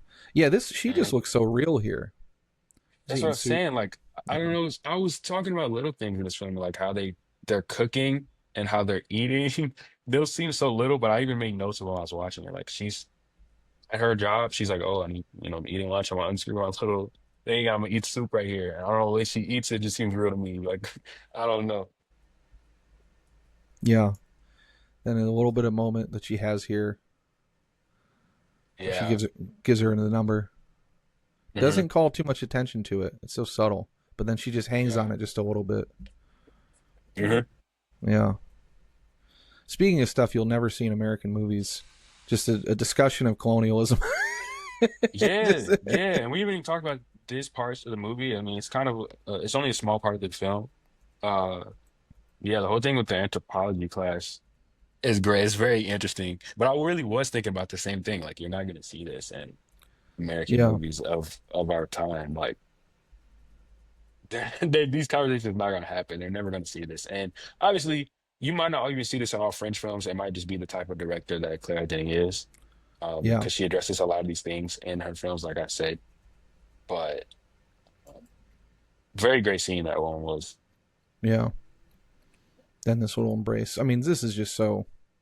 Oh You know, man, people rag on me for like, and I make a lot of videos about seeing, like gay representation in film. This is one where I yeah, I've seen definitely him. want to. Yeah, and it's like I want to call it. I didn't get like a lot of gay representation in this one, but it's just two dudes just being sort of like, uh, just kind of like nice to like it's just guys being like to the point about like the lack of identity or the identities or whatever. It's like this guy needed a friend and needs to hug, and it's like it's such a beautiful Mhm. scene of like just friendship. I thought, Yeah, you and know, this one, and then you'll get to another one that's not too far after this, are two scenes between them that yeah, you're like, oh man, yeah. this poor guy. I liked this scene because this is like the last time you see him anywhere near happy in the Yeah, movie. Um, I don't know, it's just a small moment. At first, when I first saw this, I was like, because I was kind of confused, like, who is this guy? What's going on? But then, you see him later in the film, you're like, this one hits harder. yeah, yeah. His it's such a brutal character. Yeah, because we never get let into really what's going on, like all the way. Like, um, he even mentions in the later scene, you'll see, I think it's right after this. Yeah, they're on this in here, and he's talking about a condition. And at first, when Mm. I first saw this, I thought it was like a physical health condition. But then he talks about in that scene, he's like, I'm so healthy. I'm gonna live forever or whatever. I wish I died when I was young. And I was Yeah, like, wait, what's going on? I thought it was a yeah, physical thing. And it's like, but we still we don't know the cause for it or anything, but he just wants to like die. And it's yeah. really sad. Um, he said, yeah, he just said right there, like, I'm at the age, blah blah. He's like, I'm healthy as an ox. I'm gonna live. I'm like, damn, like, Sometimes people are sad, you know, yeah, yeah. but then it supports multiple interpretation. I could someone seeing like if he's definitely like lonely, right? So it's like Oh, mhm. yeah, whatever that loneliness comes from, just even sort of living in the city, just seems like a very lonely one. Yeah. Yeah. Yeah, then these two, I mean, everything. This is just the performances, the casting. Like, why can't we have American movies like this? I just Yeah, don't. sometimes that's why I'm just like, bro, like, what are they doing? So many times. That's why, like, a lot of times I even talk about it, like, when I'm watching a lot of these foreign movies instead of watching, who are supposed to be like the greats of our time. There's something I get from them that I just Mhm. don't get in American films most of the time, at least the mainstream ones, like I said. Yeah, Because you mentioned Janet playing it, and that's a movie where you kind of get that I don't know what that is, but you get that in that yeah. movie. Like, it's a This feeling. movie very much could be a good pair with Janet playing it too. Both like I feel kind like of a little bit of coming of age definitely, stories. yeah. Yeah, and this is Um, where I started to think I was like, please don't go where I think you might go with this. I was like, I hope it doesn't get too tragic, you know. yeah, But it's just not. It's just like it's just touch is important for humans, right? It's just like affection and stuff, and these are uh the only two people that each other have. But then she also is pining for something a little bit more. right. And I think that's why she's attracted to him is he's just sort of so free spirited, so the opposite. But I don't think I they should remember get when this married. scene. I remember when that scene came up today. I like there's certain parts like obviously you watch a movie and you remember your favorite parts, but there's like a bunch of parts you forget, like little parts. And I Mhm. was like, yo, why did he just jump into the water? Like it's clearly cold outside, bro. I was like, what did he just jump into the water for? He just fell in, and I was like, it's shocking. Yeah. And then I do also think the relationship that these two, like, I was a little kind of a bit creeped out when he kissed her because I was like, she seems just so much younger than him. Oh, in the when in the after the dance when they were dancing. Yeah, when they're dancing, but Yeah. just the relationship in Yeah. general, it seems like he's just a bit too old for her. But Mm. not that I'm critiquing 100% in any. I don't even know. I didn't get the feel that they were that part apart in age, but Mm, I don't know how old they are or supposed to be. maybe it's like maybe it could be like a role thing potentially where she seems like still more because she's living at Because home. she's not like, oh yeah, it was crazy. I was thinking because since I watched her movie the other day and I watched this film. I was like, wow, Matty Diop is like beautiful, and I was like, Yeah. how old is she? And in this movie, she's like 26 or 27, but I thought she was like like maybe like 20 or like Mm, between like 18 or 20. yeah. Um, but I think around 20, I'm not sure. Hmm. Yeah. The and just for the for that other guy, I think he get let go from the job. I forgot if that's a thing. I was just looking at the where you. So I that's the part of me that I wasn't sure. I got the feeling that he was leaving.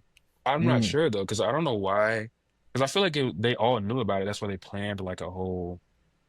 They were like, "Oh, this is your last day. We're planning your going away celebration, whatever that is." They gave him the gifts. hmm. But I couldn't tell because they and then he was still in town. They assumed that he was leaving. So like I didn't know if he was retiring or Hmm. what. Like and talk about his sadness, like maybe it was like the only community he had was with those people that he worked with, you know, Yeah. that could feed into things. I'm not sure. I mean, there's no clear answers in it, which I think is just so brilliant.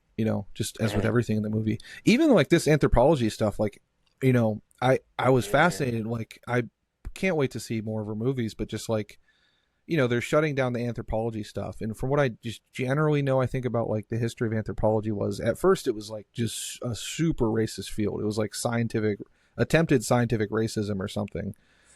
Yeah. Not to like call out all anthropologists, but it was like they'd be the people going to like Africa and be like, oh, the skulls are like or like Oh my God. Yeah. yeah, like. But That whole now thing. Yeah. yeah, what I think but now it's like the anthropology department now is like all black and minority mostly, and like, but Mhm. now they're shutting it down, and I think like a lot of the places they're trying to like they've been almost like I think in like the last 20-30 years they've been shutting some of it down because it's like, well, this field is like, I mean, education's being cut everywhere, but I also think it's like they're thinking like, well, this field might be a little bit racist historically or this, but like, but it's just kind of weird that it's happening at the same time where like a lot of like people who are historically the ones to be studied are now the ones who are like doing it. It's like, oh, now's the time to cut the department, but it's like it also Yeah. does have this racist history, but like as with anything, there's not like any, you know, cut and dry answers to this, which I'm just happy she just Yeah. sort of included as like, I think ambient is the word I'd use. You know, it's like almost like an,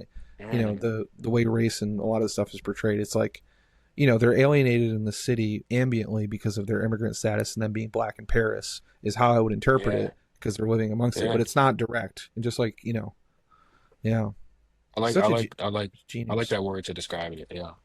Yeah, that would be a very sort of like liberal white person thing to do, not to like paint all you know, much more leftist than I consider liberal, but it's like, you know, oh yeah, now that like, you know, black and minority folks are taking control of the field, it's like, well, we can't do it because it's racism and because it was racist in the past. It's like, but you're cutting their budget. It's Yeah. like, But you know, yeah. Yeah. it's like, that doesn't make sense either. You know, No.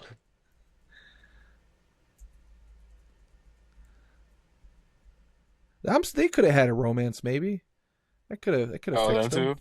Yeah, He was like, oh, yeah, there was a nice line. He was like, "I never forget a beautiful lady," but clearly Lionel didn't want her around. Like that's what I was saying. Like he yeah, was kind of cold to her at times. He was like didn't want to expect to see her there, things like that. yeah, absolutely.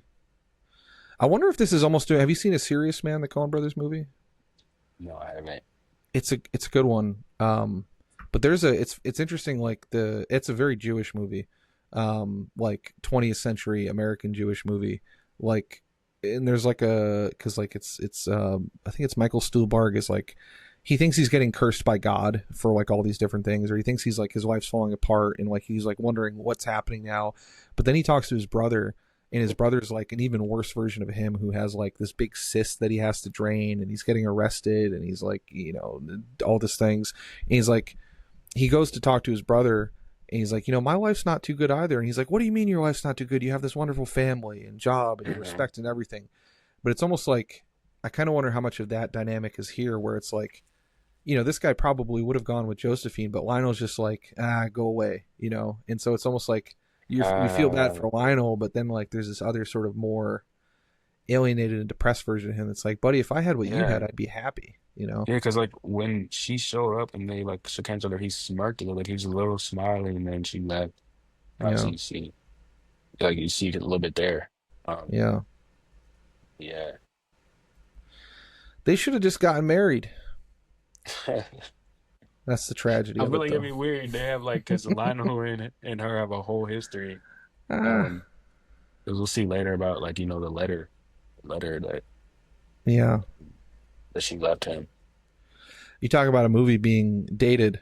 When's the last time you were in a CD shop? You know, it's like I think this is That was like still a year more of a ago, thing. honestly. Actually, well, Okay, well, there I you go. collect CDs. I collect CDs. Yeah. I started collecting CDs before I started collecting movies. Like my whole CD collection's over there. So Oh, I go okay. to. I don't have a specific just CD shop. I go to record stores to get CDs. But Right. I guess like being part of the culture, and there you see Pirates of the yeah, yeah. Caribbean. But they're not as common anymore. Yeah. Unfortunately, I would have loved I really like this part, and there's another part later. Uh, the motorcycle like scene. once again, you're talking about the touch. Yeah, there's another part later with them too. Like it's just like small moments between them, you know, Yeah. and just showing Here's that the ironing connection. I don't scene you know. were pointing out. Hmm. Yeah, yeah, just a little bit of tension, but everything else like seems like it's a little bit of tension is gonna blow up. It kind of like I don't know. I think it's how they have the relationship set up to where like it doesn't last long. Hmm. Yeah. It doesn't really blow up in real life either. You know, these things. They Yeah, kind of like those little slowly things like simmer. Yeah. yeah, they're not. It's not like oh, this little like argument we had when when you're ironing my clothes. Now we're not gonna talk for a week. Like what? No, Yeah. it's that they usually go away with that in real life. They're just part of life. Yeah. I wonder if these relationships. Do you think? Maybe this is a. I'd be curious about the generate. Like, it's hard to know because, like, you know, I would say not to make it too generational, but like your generation is not at the point where some of the stuff might happen yet. Nor really is mine in a lot of ways. I mean, I guess we're probably just coming into it, but like, you know, Josephine in this or Gabrielle, um, is sort of she's kind of a mom to Josephine, but she's kind of not. She's kind of a wife Yeah. to Lionel, but she's kind of not. She's kind of an ex. Lionel's kind of like they're both kind of all these like kind of sort of relationshipy type things like Mhm. to each other without necessarily being established. And even like Lionel's kind of a brother to I think it's Blanchard, um, but he's kind of not. And Renee. His name's Renee. Renee, Renee. okay, Yeah. Renee, Mhm. gotcha. Who's Blanchard? I was looking at the cast. I even have Renee listed. That's weird. Mhm. Yeah, I Renee. never. I'm so bad. Rene. I'm so bad with names and all this. Who's Blanchard? I wonder why they Blanchard. have him listed and not Renee. It says Eric Ebounet is Blanchard. I'll have to look him up. But Not sure. yeah, they're kind of like different people to Mhm. different things. Like they're never like 100% of any one role. So I'd be curious. I guess I'm kind of curious. Like, do you think that's still? I wonder how that's going to express itself. Like with everything being more digitized now. Like, like how are people like? This is very like a in-person thing, but like, Yeah.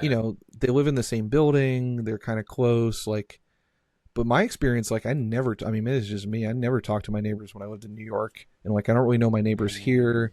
And it seems like I'm having this is a longer conversation, me and you just meeting, and Yeah. we've probably have longer conversations than I've had with like anybody outside my family that I live within like a mile or two of outside of this house. I don't really Mhm. know my neighbors or Mhm. anything. Yeah. Yeah, you think this would be on Yeah. the internet And now? 100%. I mean, like, and I think like it might not have been exactly this, but I feel like, oh yeah, I seen this video the other day, and it's something I talked to my friends about actually, like about like how people less less now than ever that people don't really just approach people or in good faith or make friends like that just out, Yeah, because of how we are with everything with technology and phones now. Like so many times, like I mean, obviously it's expected because it used to be, that's how you made all your friendships, right? yeah, Like in person, just like that. And not a lot of people might meet online first and then meet in person. So when people try to come up like and talk about their interests with each other, they're like, some of these people might be entitled to like, oh, I don't have to talk to you. And obviously you don't, but like it's more arrogance now, I guess, and it's less openness to strangers. And there's a number of factors that factor in, but I think one of those is, you know, being influenced so much, yeah, absolutely. Yeah, and it's like a we connected because we both like movies and sort of share an interest there. But I And kind of wonder how much of like this.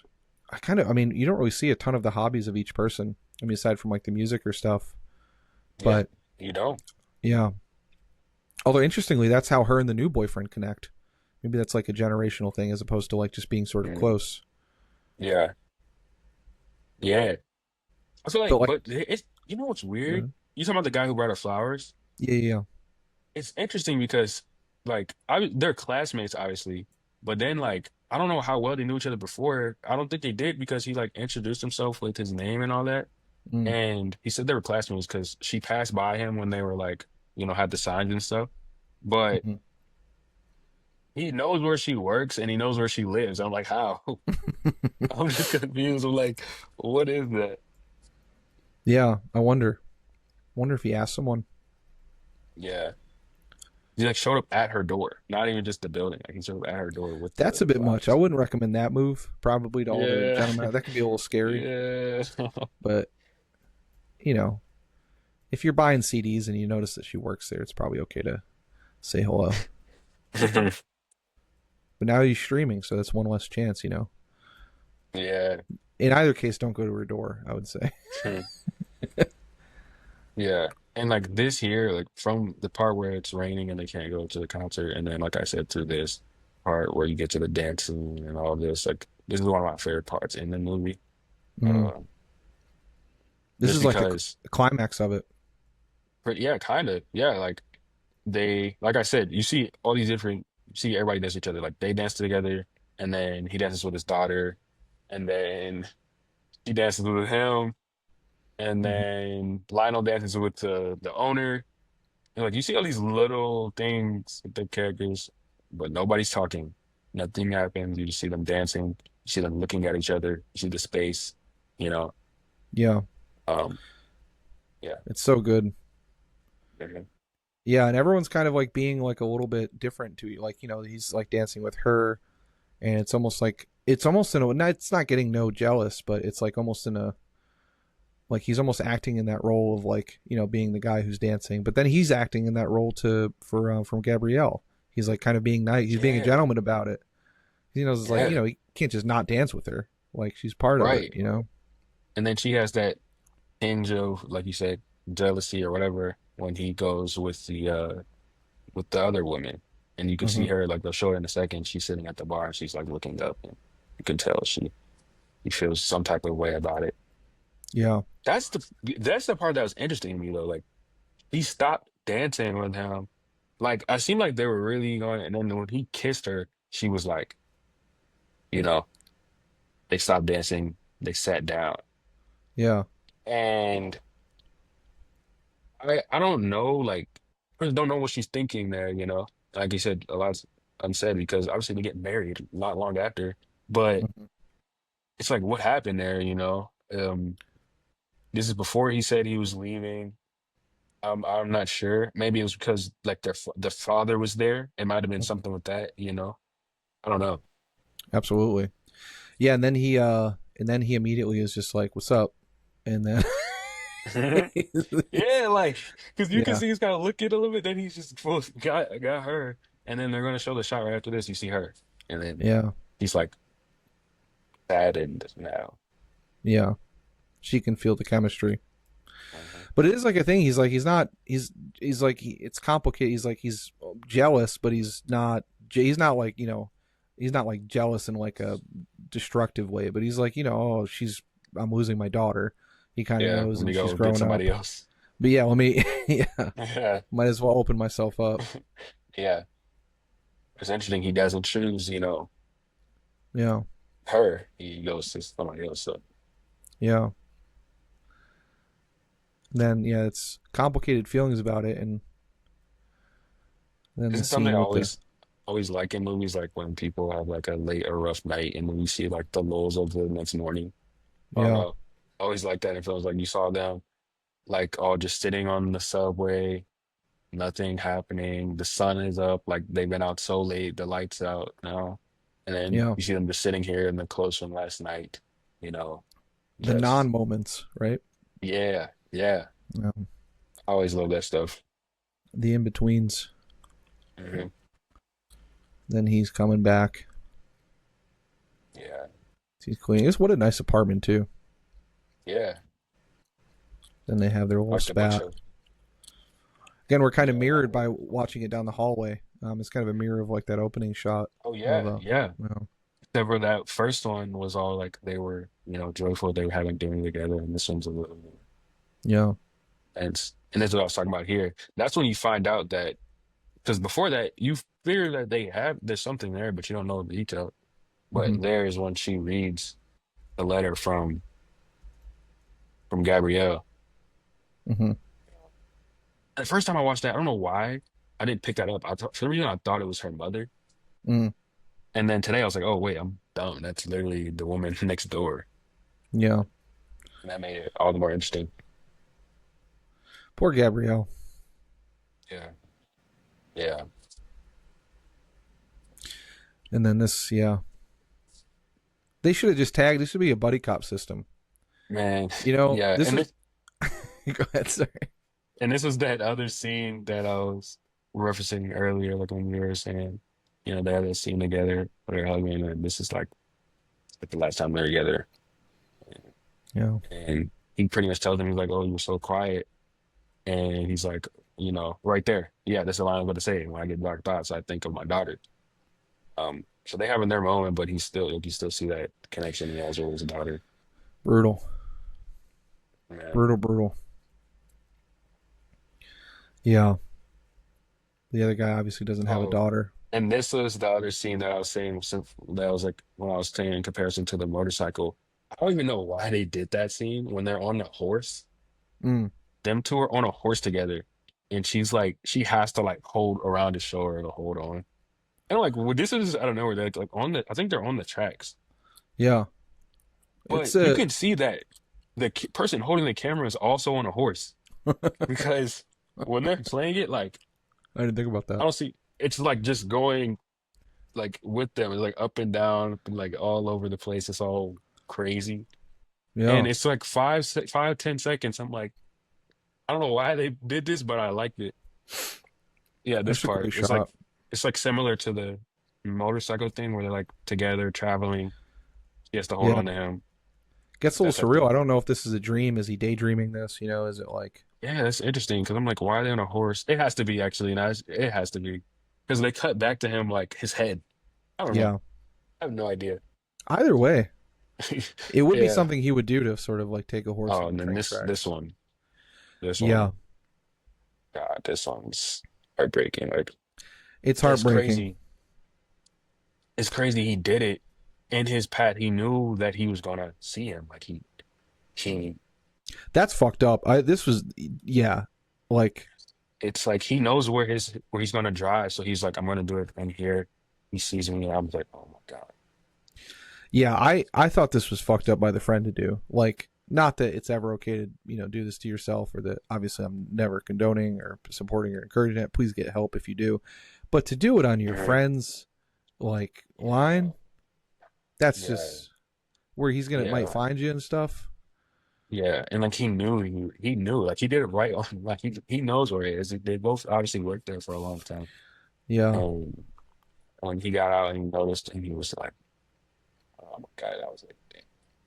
yeah, I actually made note of this shot specifically because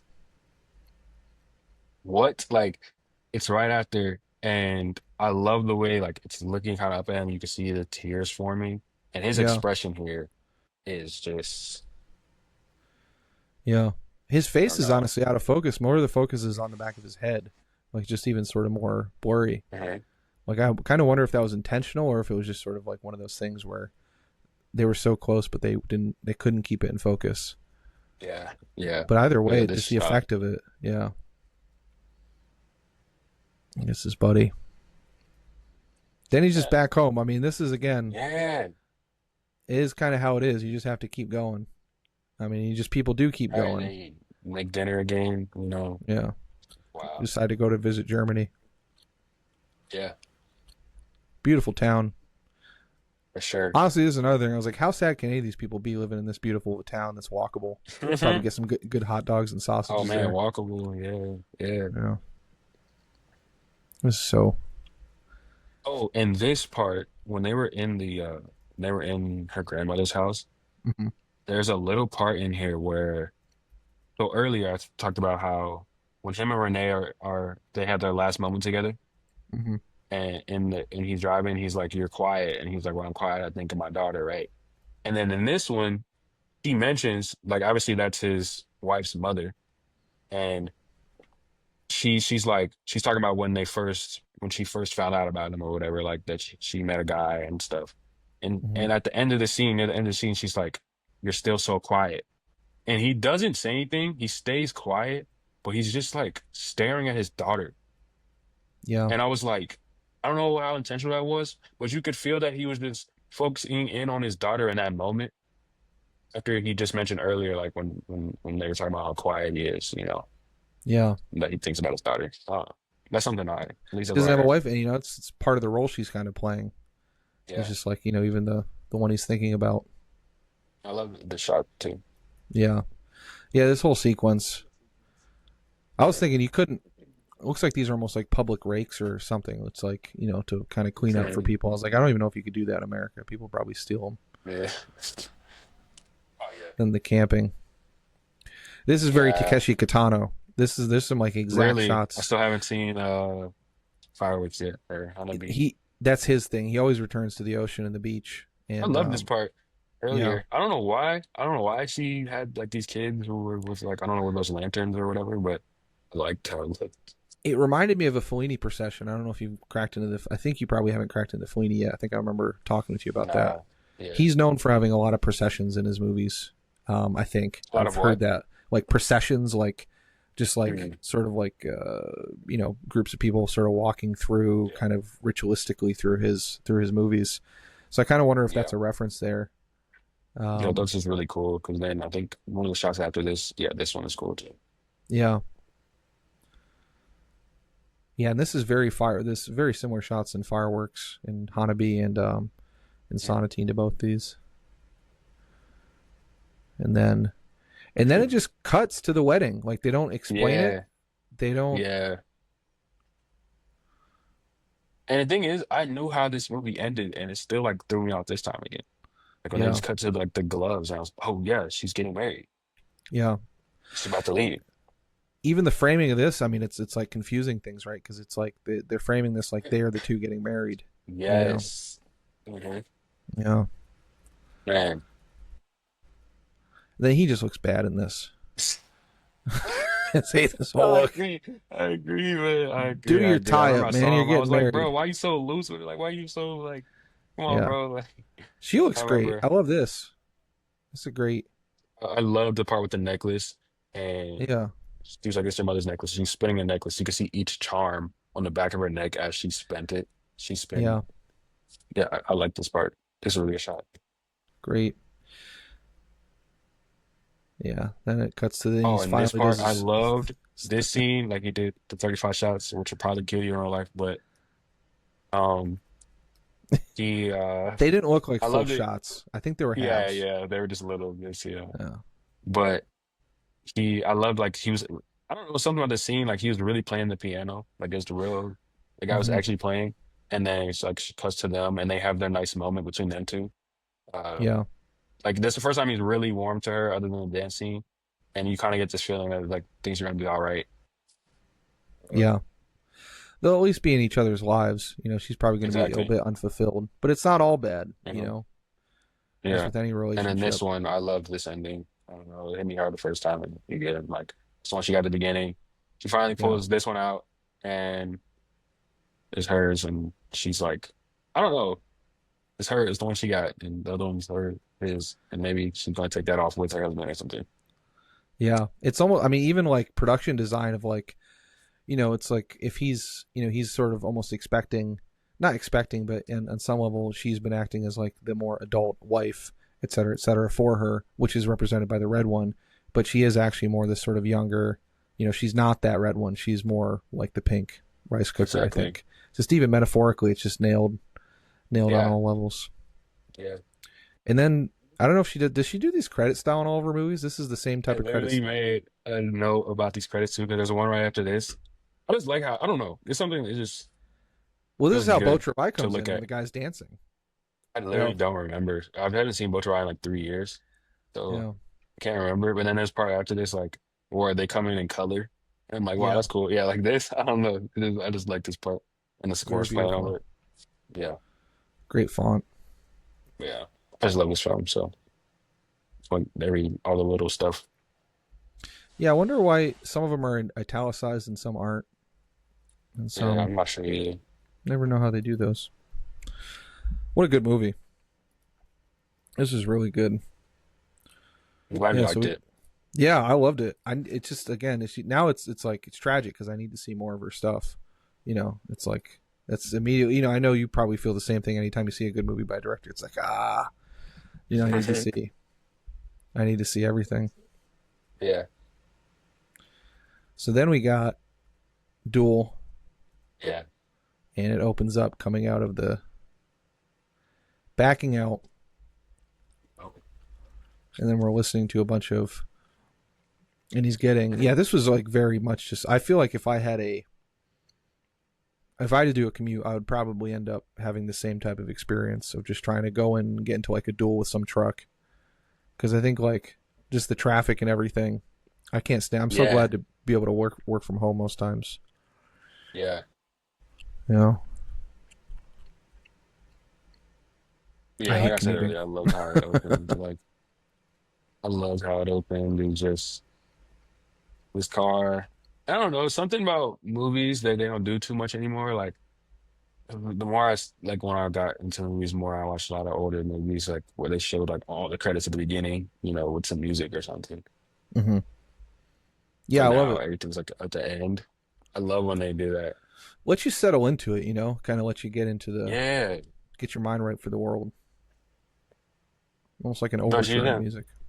but yeah, this is like what I was talking about. They show the POV shot, and then he's getting to all these shots, and you're like, okay, this guy's going somewhere, but now he's all alone. What's about to happen? Then get into it. Yeah, you don't see him until 4 or 5 minutes into the thing, and then you finally just see his eyes. I love And his then he's, sunglasses too. I was thinking about it the whole movie. yeah, very The 70s. whole movie. That's how you first see him. They show him in the mirror, just his eyes. Yeah. Then he's like, come on, you know. I hated this truck driver so much. You know what you're doing. Just let Yeah, the guy pass. yeah. And we were talking about earlier, like how, it can be tense and scary, but he's so like petty. He's so Yeah. petty. And I'm like, oh my God. He's like, yeah. Because then he ends up letting him pass. But then he's gonna like try to kill him.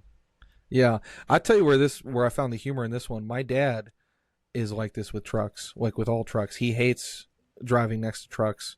And this is probably honestly why this movie affects me so much and gives me PTSD. When you're talking about your grandpa and like this is like one for me where it's like the amount of times I've like when a truck's been in the left lane on a 2-lane highway and my dad just like tailgated him, honking his horn and like just like speeding up, driving super dangerously with me in the car, or me and my brothers, and we're all just like sort of gripping the sides because he just can't stand it. It's like this whole time me and my brothers were watching this the first time. We were like, this is just our dad. Like just the way he's, this would absolutely happen to him. Yeah. Movie should have ended there. It passed him. Yeah. Oh man. This movie's so good. I'm just thinking about it again. Like, oh yeah. And Yeah. this is where I really was like, I already stopped. Like I was already in it, but I was like, okay, I just felt so much tension here Hmm. because you're almost there, I think, Yeah. but he's about to pull up. And you're like, oh shoot, like this is at first you're like, okay, this is awkward.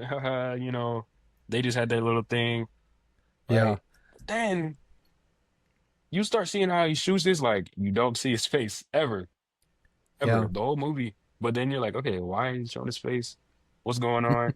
And it's like it's like it's like at the surface level, it seems like this man versus machine, but he's literally like a monster. It's just this truck that's just larger than life threat to this man's life.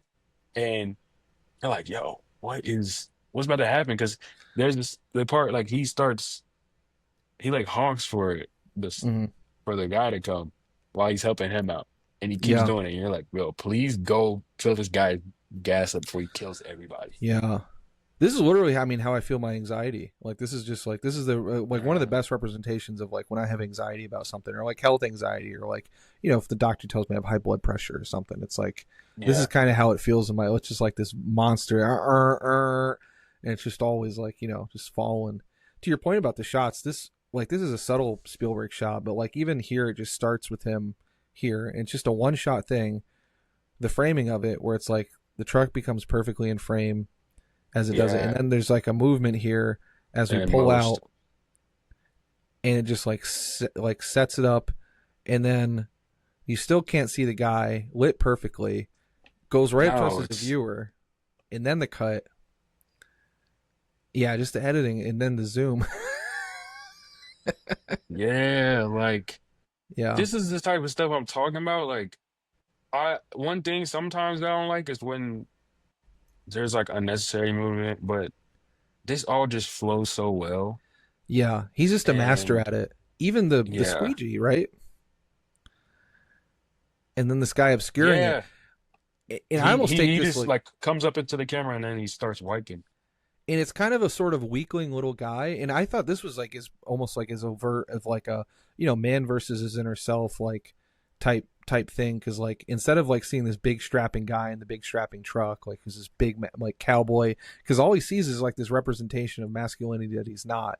Of like Mhm. he's got the cowboy boots, he's in the really powerful truck, he's kicking it, he's got the like this is very much the image of masculinity from like the time, as opposed to this guy who's just like again with the little gas man, he's spilling he can't control his Man, pump, and he's just yeah, this kind of weak little guy.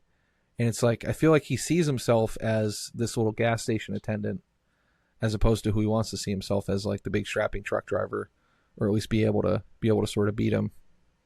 yeah, You know, even this guy, he's like, don't. He's like, yeah, don't look in there. I've been told that before. He doesn't even want to look too deeply into himself. And man. then, yeah, these shots of Oh my God, the boots. the boots, and then even just the little cut, as in like it cuts to it just puts you at edge, and then you just slide slightly over to seeing the gas pump in there.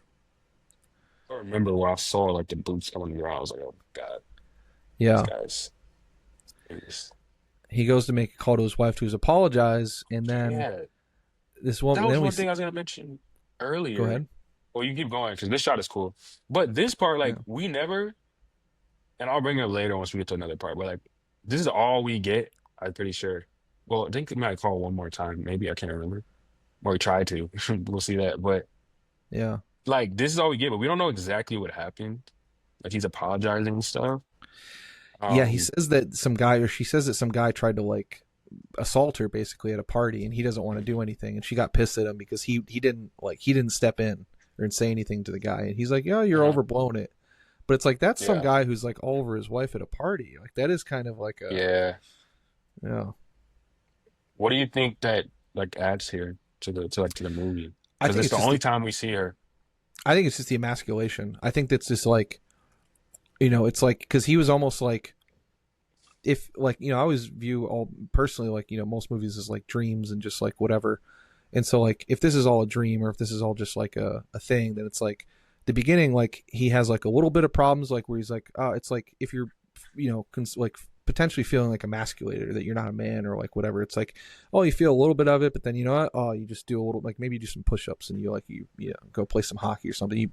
He beats the car, but then it comes back, and he's like, it's a gnawing feeling coming back at him, where it's like now it's because the truck, the small detail I really love in this is that the truck pulls ahead of his car. So it's like even Mhm. it just pulls it like in, like I know it has to because like that's where the tank is, but even then like the tank just pulls in a little bit further. And I think by calling the wife and she's like saying, "How come you didn't stand up to me?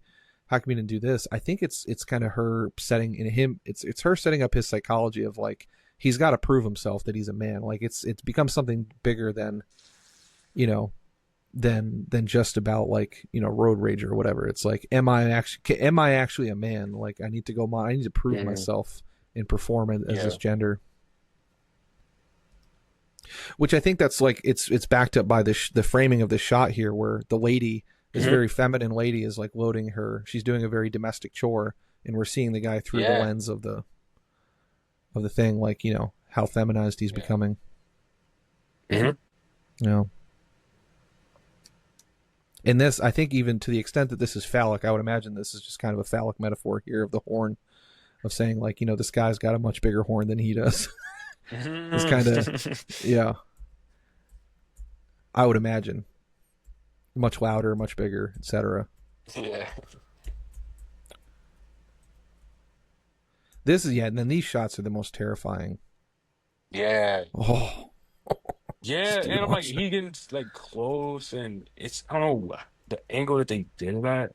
And I think this is where he come in and seeing him call these mirror shots. I can't remember, but Oh yeah. this is Okay. when he like before, it was just a little traffic dispute, but now I think this is when he first starts seeing who's like in danger, Mm-hmm. I think. Yeah, he's like Yeah. looking, he's like, all right, what's going on? And I'm pretty sure, if I'm not mistaken, there is music over this. Mm-hmm. And I feel like that music contributed to, I remember like feeling this or way. Oh yeah, yeah. Here, this is what I'm talking about, the petty stuff. Like he let him pass, right? And then he's just gonna start like going slow again.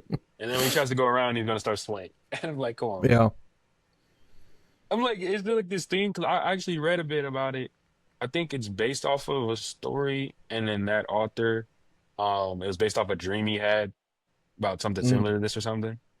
And because I'm like, this is like obviously so like this is so absurd. And you're like kind of the whole movie, you're like, what's this guy's issue? Like, what's his problem? But it's just this. Like, it Yeah. seems like all this stuff technically could happen in real life, but obviously, that's why I say it's like it's more just about the rig. Like, the rig just seems like this monster. Yeah. Like, it just feels like this monster instead of just this guy in here who's doing it. We never see Yeah. this guy, right? And it just seems like the rig is just this thing trying to kill him. And you talked about the anxiety and stuff and being a metaphor for that. Yeah. He beats him again. He's going ahead of it. Yeah. Oh my God. This part is when it started getting super scary when he actually like beat him when he went around the dirt. This is the shot I was talking about earlier where Yeah. he got around him around the dirt and then it just shoots it like right by his wheel. That was one of the ones I was talking about. And you Oh, like feel the this? like the force. Um, I'm not sure. Yeah. Yeah. This part he got around him and then it just he's right here. And then you're like, oh, he's speeding up. He's angry. You know, this Yeah. monster's angry. We gotta go get him. Yeah. It's so terrifying the way they shoot it. It really is. Like, and you wouldn't think something like this would be terrifying, like it's scary, but it is. And as the Yeah. film goes on, you're like, oh my God. And it just gets worse and worse throughout the movie. Yeah. It really does. Like, we'll see the scenes later, but it's so crazy. Yeah, I mean, just all the shots of, yeah, just like the coming down here. Oh my goodness. And then, yeah, the way like time and space works in this Yeah, is because just so much of like, it is just them driving, but it's how they shoot it. And then, what did they say? Dennis Weaver is his name, I mm-mm. believe. His His reactions. acting. Yeah, his reactions to everything. And it's like we spent so much time with him. For him to sustain that the whole entire time is very impressive to me. Yeah, the mirrors. He loves a good Yeah, mirror shot. Yeah, these are the worst shots for me. That's just always so terrifying. Or the one yeah. he You always has a bit sense how of. close he's getting. Yeah, the shot. Yeah, and especially the shot where he, when we get to it, when he like bowls over the Dennis Weaver, when he knocks over the phone booth. It's like that should have killed him. It's like That was he, the yeah, scariest thing that's happened that I've ever seen in my life. yeah. I don't know if he's He ever did it done a like straight three up horror times. movie. Yeah, I think like this and Jaws are like kind of like thriller movies. I guess people would classify them. I kind of wish he had done Mm. like a straight up horror because like I bet he could have killed people. See, I'm excited to see Jaws. I haven't like obviously I haven't seen it yet, but I've heard about it. So I already know that like the one part where it's like they don't really show the shark until later or don't do like or like a little bit or I don't know how it works, but I know that's something they use here. Like we never see the Mhm. guy. We just know his presence is always there, like the truck. Yeah, this is And I I think love this. yeah the most amazing one to me where it you see this the smoke, and I don't know how he timed this where it's still just The one guy shot. Yeah, and then you time the guy with the smoke when it's clearing. clearing. Yeah, Yeah, it's it crazy. just seems so Yeah. impossible. Yeah. But this whole sequence at Chuck's, I love this whole thing.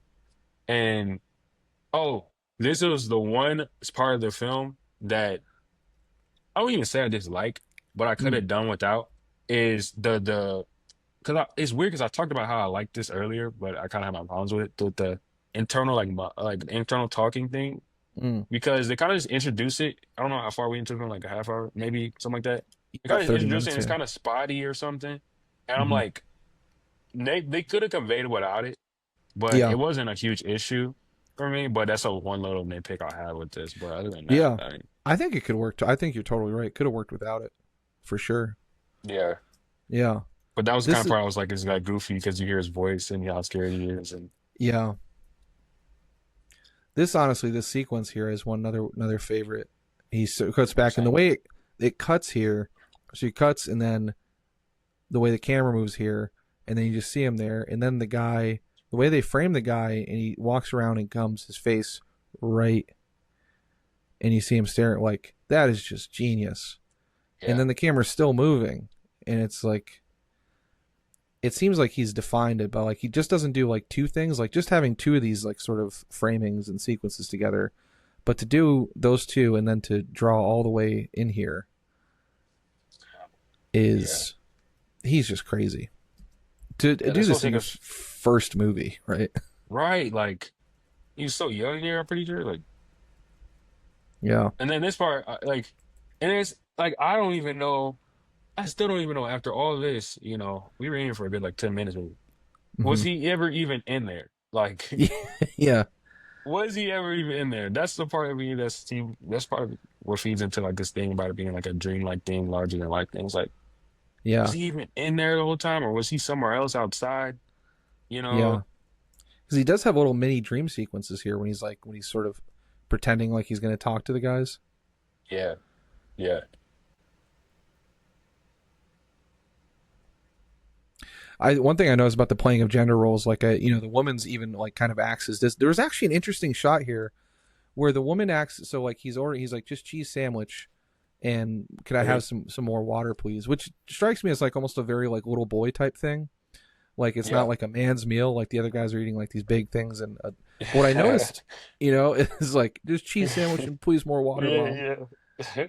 And she's so unimpressed by him. He's like, can I have an aspirin, please? I don't feel well. But this shot here, I don't know what this meant here. I was kind of confused. It's a great shot because you have the truck in the background, the waitress and the dude. But then like she goes off camera, but then a much younger waitress kind of frames in here. Like this is not the same lady. It's like a Hmm, different, more younger lady. Where I kind of wonder yeah, if this is more psychological, where it's just like, he's not. It's almost like viewing a woman as like a mother versus like a feminine thing. Because this lady, you can kind of see in the silhouette, is like more sort of like she has longer hair, she has the eyelashes, and I yeah. just kind of wondered about that. Where like, because I don't think you see her again.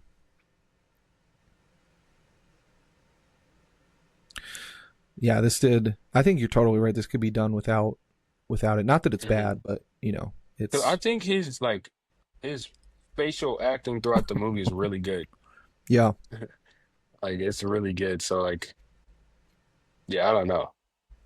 yeah. And then he confronts this guy who we don't know if this is the guy. Yeah. Well, yeah, at this point we don't know, and then we find out like after because he drives off somewhere else. He might be. But I don't know if it is still. what you mean? Well, doesn't He he got in get the other into? truck though. Oh, that's right. That's right. That's right. I guess I missed Yeah, that this time. because I thought that like whole the time movie he was. had to. Yeah, yeah, yeah, yeah. You're right.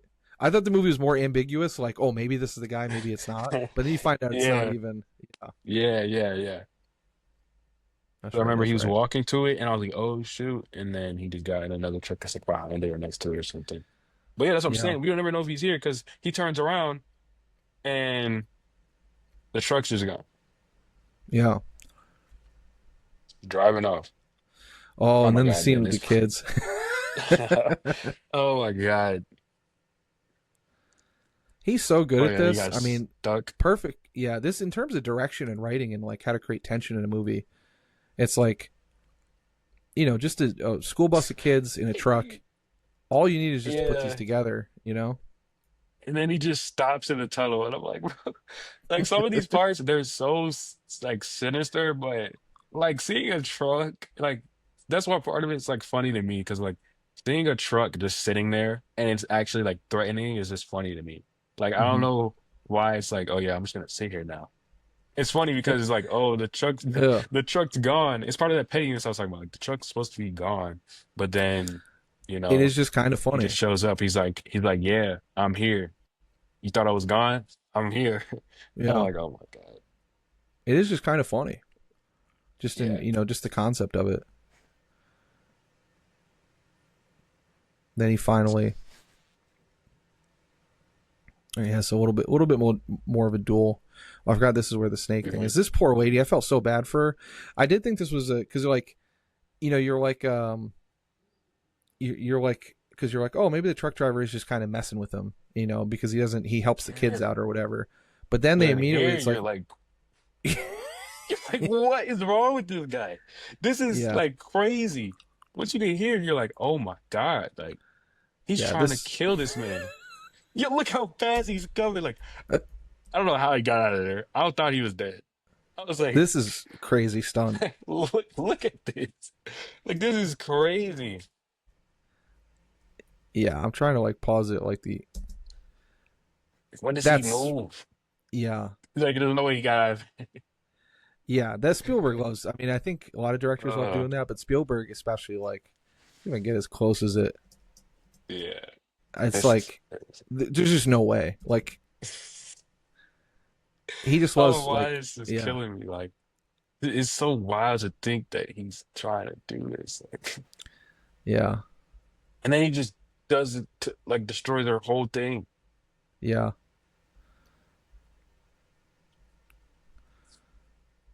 At this point, I'm well and truly like, yeah, this guy needs to die. I'm like, please lock in, you know.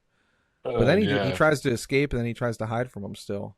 Oh my God. And yo, this is the part of the movie. Is this the part where he's hiding? Is he Hmm. an idiot? Hmm. This is the part of the movie. I was like, bro, just go home. Like, what are you doing? I Yeah, was like, turn around. He was like, I'm gonna wait. I'm gonna wait. And this guy's gonna be hours. He's gonna be miles and miles gone.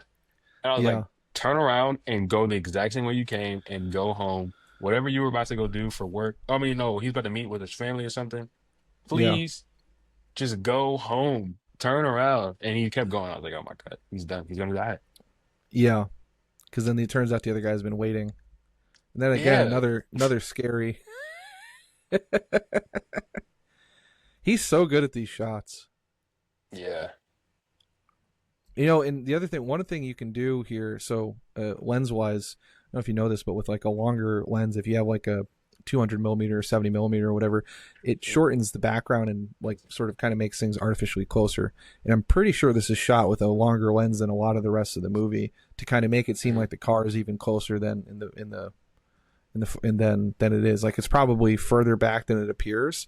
But if you shoot it with a long Mhm. lens, you can just sort of make things like just sort of collapse and appear very short, which is a Interesting. great technique. Yeah. Because yeah, it looks like that's like because you can kind of see in the sort of in this other when they cut from it, like it's a lot further away than it feels like. If you look at like Mhm. from the halfway point, like where those mountains start, like kind of. I wonder if my mouse works on this. I think like up here where this sort of mountains start, you know, it's probably like right there, but that feels like 15 feet away. But in reality, it's probably closer Yeah. to like 100 or something. So it's yeah. But yeah, this I was thinking that same thing. This would never happen to me because like Yeah. I would just drive home. I'd be like, this it's not worth it. After I stop at I forgot the guy's restaurant named Chuck's. After I stopped at Chuck's, I would have been like, yeah, nah, we're done. Yeah, Especially you almost just died. Yo, he just tried to yeah, kill you. He ran over a phone booth. yep. Not for me. Honestly, yeah, it makes me this would never. This is probably why I'm not too great of an employee. But like, yeah, if I had like if someone beeped at me on the way to an important business meeting for my company or like any company, I'd be like, no, I can't. I'm not doing that. It's not worth it. This job's not worth it.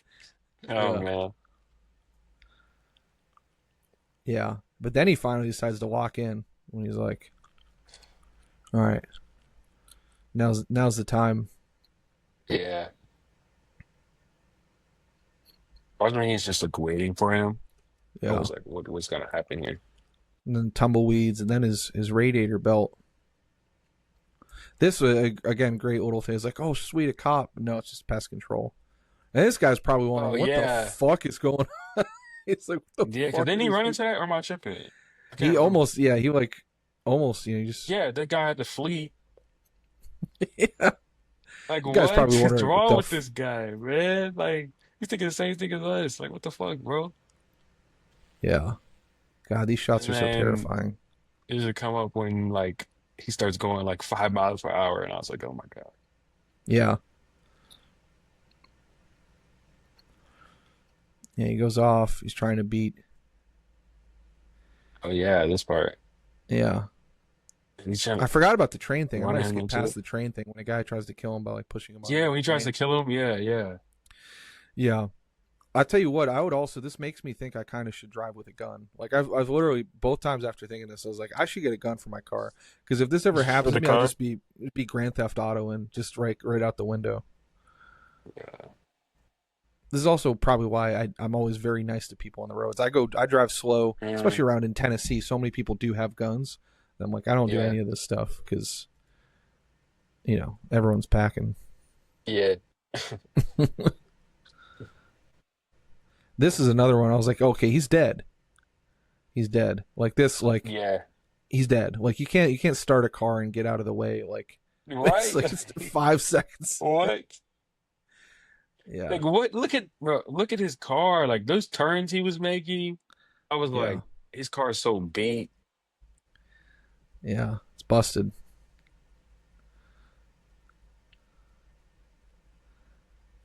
And then he He finally just looks good, weary. and again a good metaphor of he puts the sort of work briefcase down. I think this is to me this I find this is a metaphor of like, maybe it's because I started the TikTok channel. It's like almost in like, it's kind of almost like sort of coming to terms with yourself as a man and like, what do you want out of life? And it's like, yeah, he doesn't, this, I think this is probably definitely feeling alienated from work. And it's like, the solution is not just getting better at your job. The solution is sort of like, addressing some of your internal demons, even if the demon is like a representation of a truck that's pushing your car off the ledge.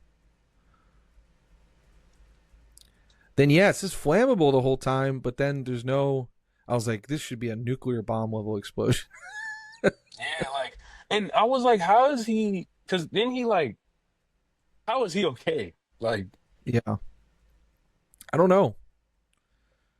I swear though, when I saw this, I was like, yeah, this guy's gonna survive or something. Whether they have like a truck driver who's gonna like float up out of this shit and kill him. Yeah. But then it has like a it's kind of a bitter ending, but it's nice that he won, but it's also kind of bitter because you gotta think, right? Like we'll get to it in a Yeah. minute. But and that last shot is very nice. Yeah. He's just kind of zenning, meditating out. Yeah, I kind of wonder. So I remember when I first watched the movie Bigger Than Life, there was a great movie from the 50s with James Mason where he like, honestly very similar themes, where he plays like an emasculated man who gets put on a experimental treatment for steroids due to a medical condition, and he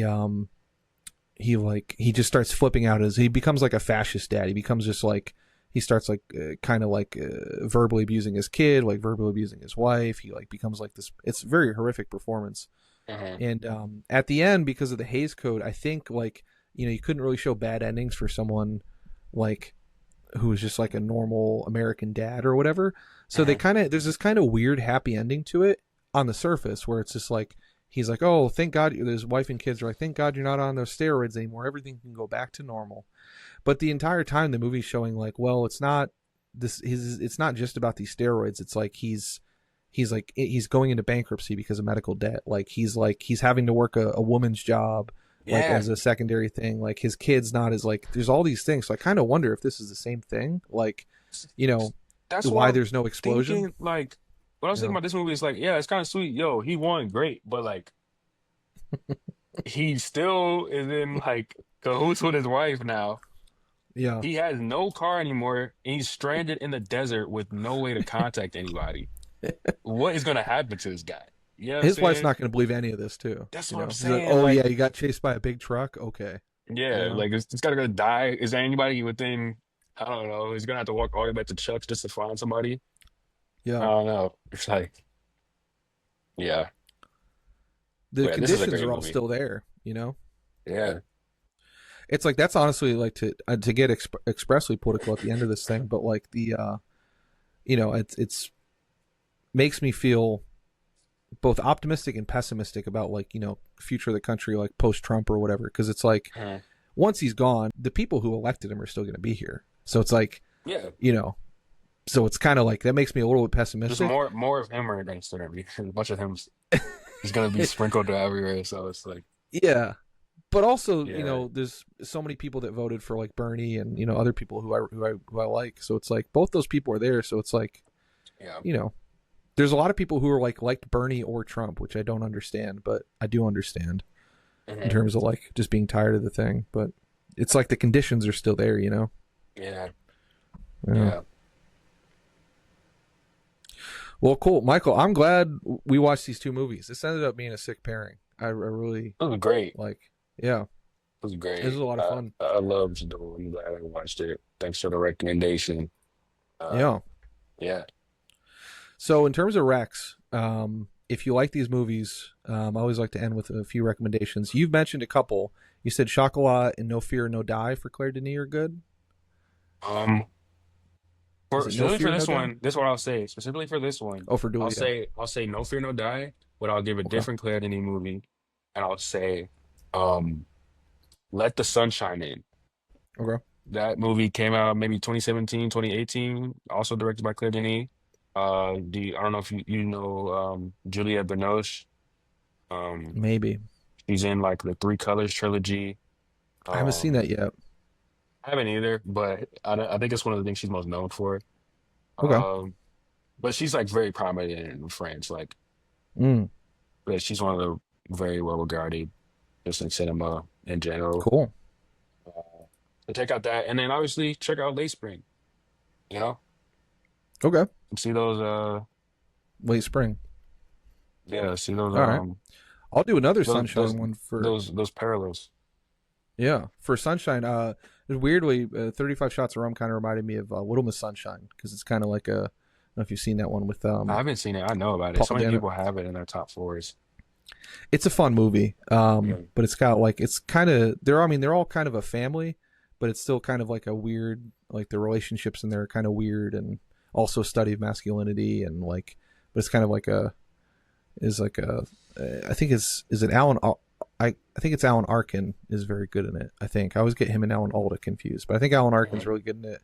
And actually, it's a really good Steve Carell performance. Actually, he plays Really? like a Yeah, I've professor who's heard. like Paul Dano. Mhm. So I'd say that, and then for Duel, honestly, anything Spielberg, Munich, Close Encounters, E.T., Raiders of the Lost Ark, and yeah, Very this cool. this has been a lot of fun. We'll have to get Nice. you. Yeah, we should do another episode. Maybe if we're doing like another Spielberg, we could do like a whole bunch of more Spielberg, Claire Denis, but it'd be fun to maybe That'd do. be cool. Yeah, You know, not for sure. be a This lot was of fun. fun. I would definitely do it again. So, Cool. phenomenally. Well, any final thoughts for the audience? I guess find Michael at sharkeyflor again, letterboxed, and TikTok sharkeyflor, and Instagram at sharkeyfilm sharkeyfilm. And yeah, any thoughts for the audience? Closing. Watch more Claire Denis. Watch more foreign films. Too many people that I encounter on social media, they're always watching those popular American films. People are talking about Christopher Nolan too much. Yes. Go watch some foreign movies. Yeah. Watch some foreign movies. Watch some foreign movies by women. Go Yes. watch Black cinema and Yeah. yeah, keep watching Trey Movies podcast. Makes new videos. Absolutely. Thank you. Yes, sir. Actually, last one I just saw because I'm about to do a video on this. Where the hell is it? I have too many movies. There's like 300 movies near me right now. Because we talked about, when you said black, I watched the first film noir starring a black male lead, Really? which was Odds Against Tomorrow, which was really good. Sidney Poitier and Robert Ryan. It was directed by Robert Wise, who was the editor on Citizen Kane and I think he might have done the original West Side Story and a bunch of other movies. It was really Okay. good. I don't Yeah. know if you're gonna cut all this out, but at least for you, a recommendation: Body and Soul, 1925. Body and Oh, Soul, directed by Oscar Micheaux. okay. Black filmmakers, like very, very early, like one of the earliest black films. It's 100 years old now. But I Sick. watched it a couple weeks ago. One of my favorite movies, like now. It's amazing. Silent film, Yeah. beautiful. I just got I got the on Criterion. I got the Paul Robeson collection. It's in there. But It's in there. is it in there? Sweet. It's I think it's like two films in that little collection. Like I think something Okay. like that. Because I That's looked up exciting. Body and Soul, I was looking for a physical of it, and I just pulled up the Paul Robeson thing, and it had like two Paul Robeson films with a bunch of extras, and one of them was Body and Soul, so it should be in there, I think. That's real exciting. Is it Yeah. anywhere related to Body and Soul, like the 1948 one? I'm not sure. I'm Mm. not sure. Not sure. I know that's supposed to be about is it about a boxer? No, no. Okay. This one's about like a convict who is posing as a pastor. Okay. It's really good. That sounds really good. It's so good. I love it. Body and Soul 1920. Yeah, that's super exciting. Yeah, I haven't cracked into the Paul Robeson stuff, but I'm real excited to do that. And I got actually there's this random box that I got of, like, it was called, like, it's like Harlem Cinema Classics or something like that. It's just random. I saw, like, this local DVD store. They had, like, 4 movies I'd never heard of. Really? So yeah, I'm excited to see. Yeah, Body and Soul 1947 film noir sports drama by Robert Rossen starring John Garfield. Yeah, that might be a fun episode. We could do Body and Soul and Body and Soul. Yeah, That'd be, that'd be cool. that'd be really cool. Yeah, man. Sweet. All right. Well, thank you so much. Appreciate it. All right. And Appreciate yeah, you. we'll definitely have you back. Yes, Thanks, sir. everyone. Thank you.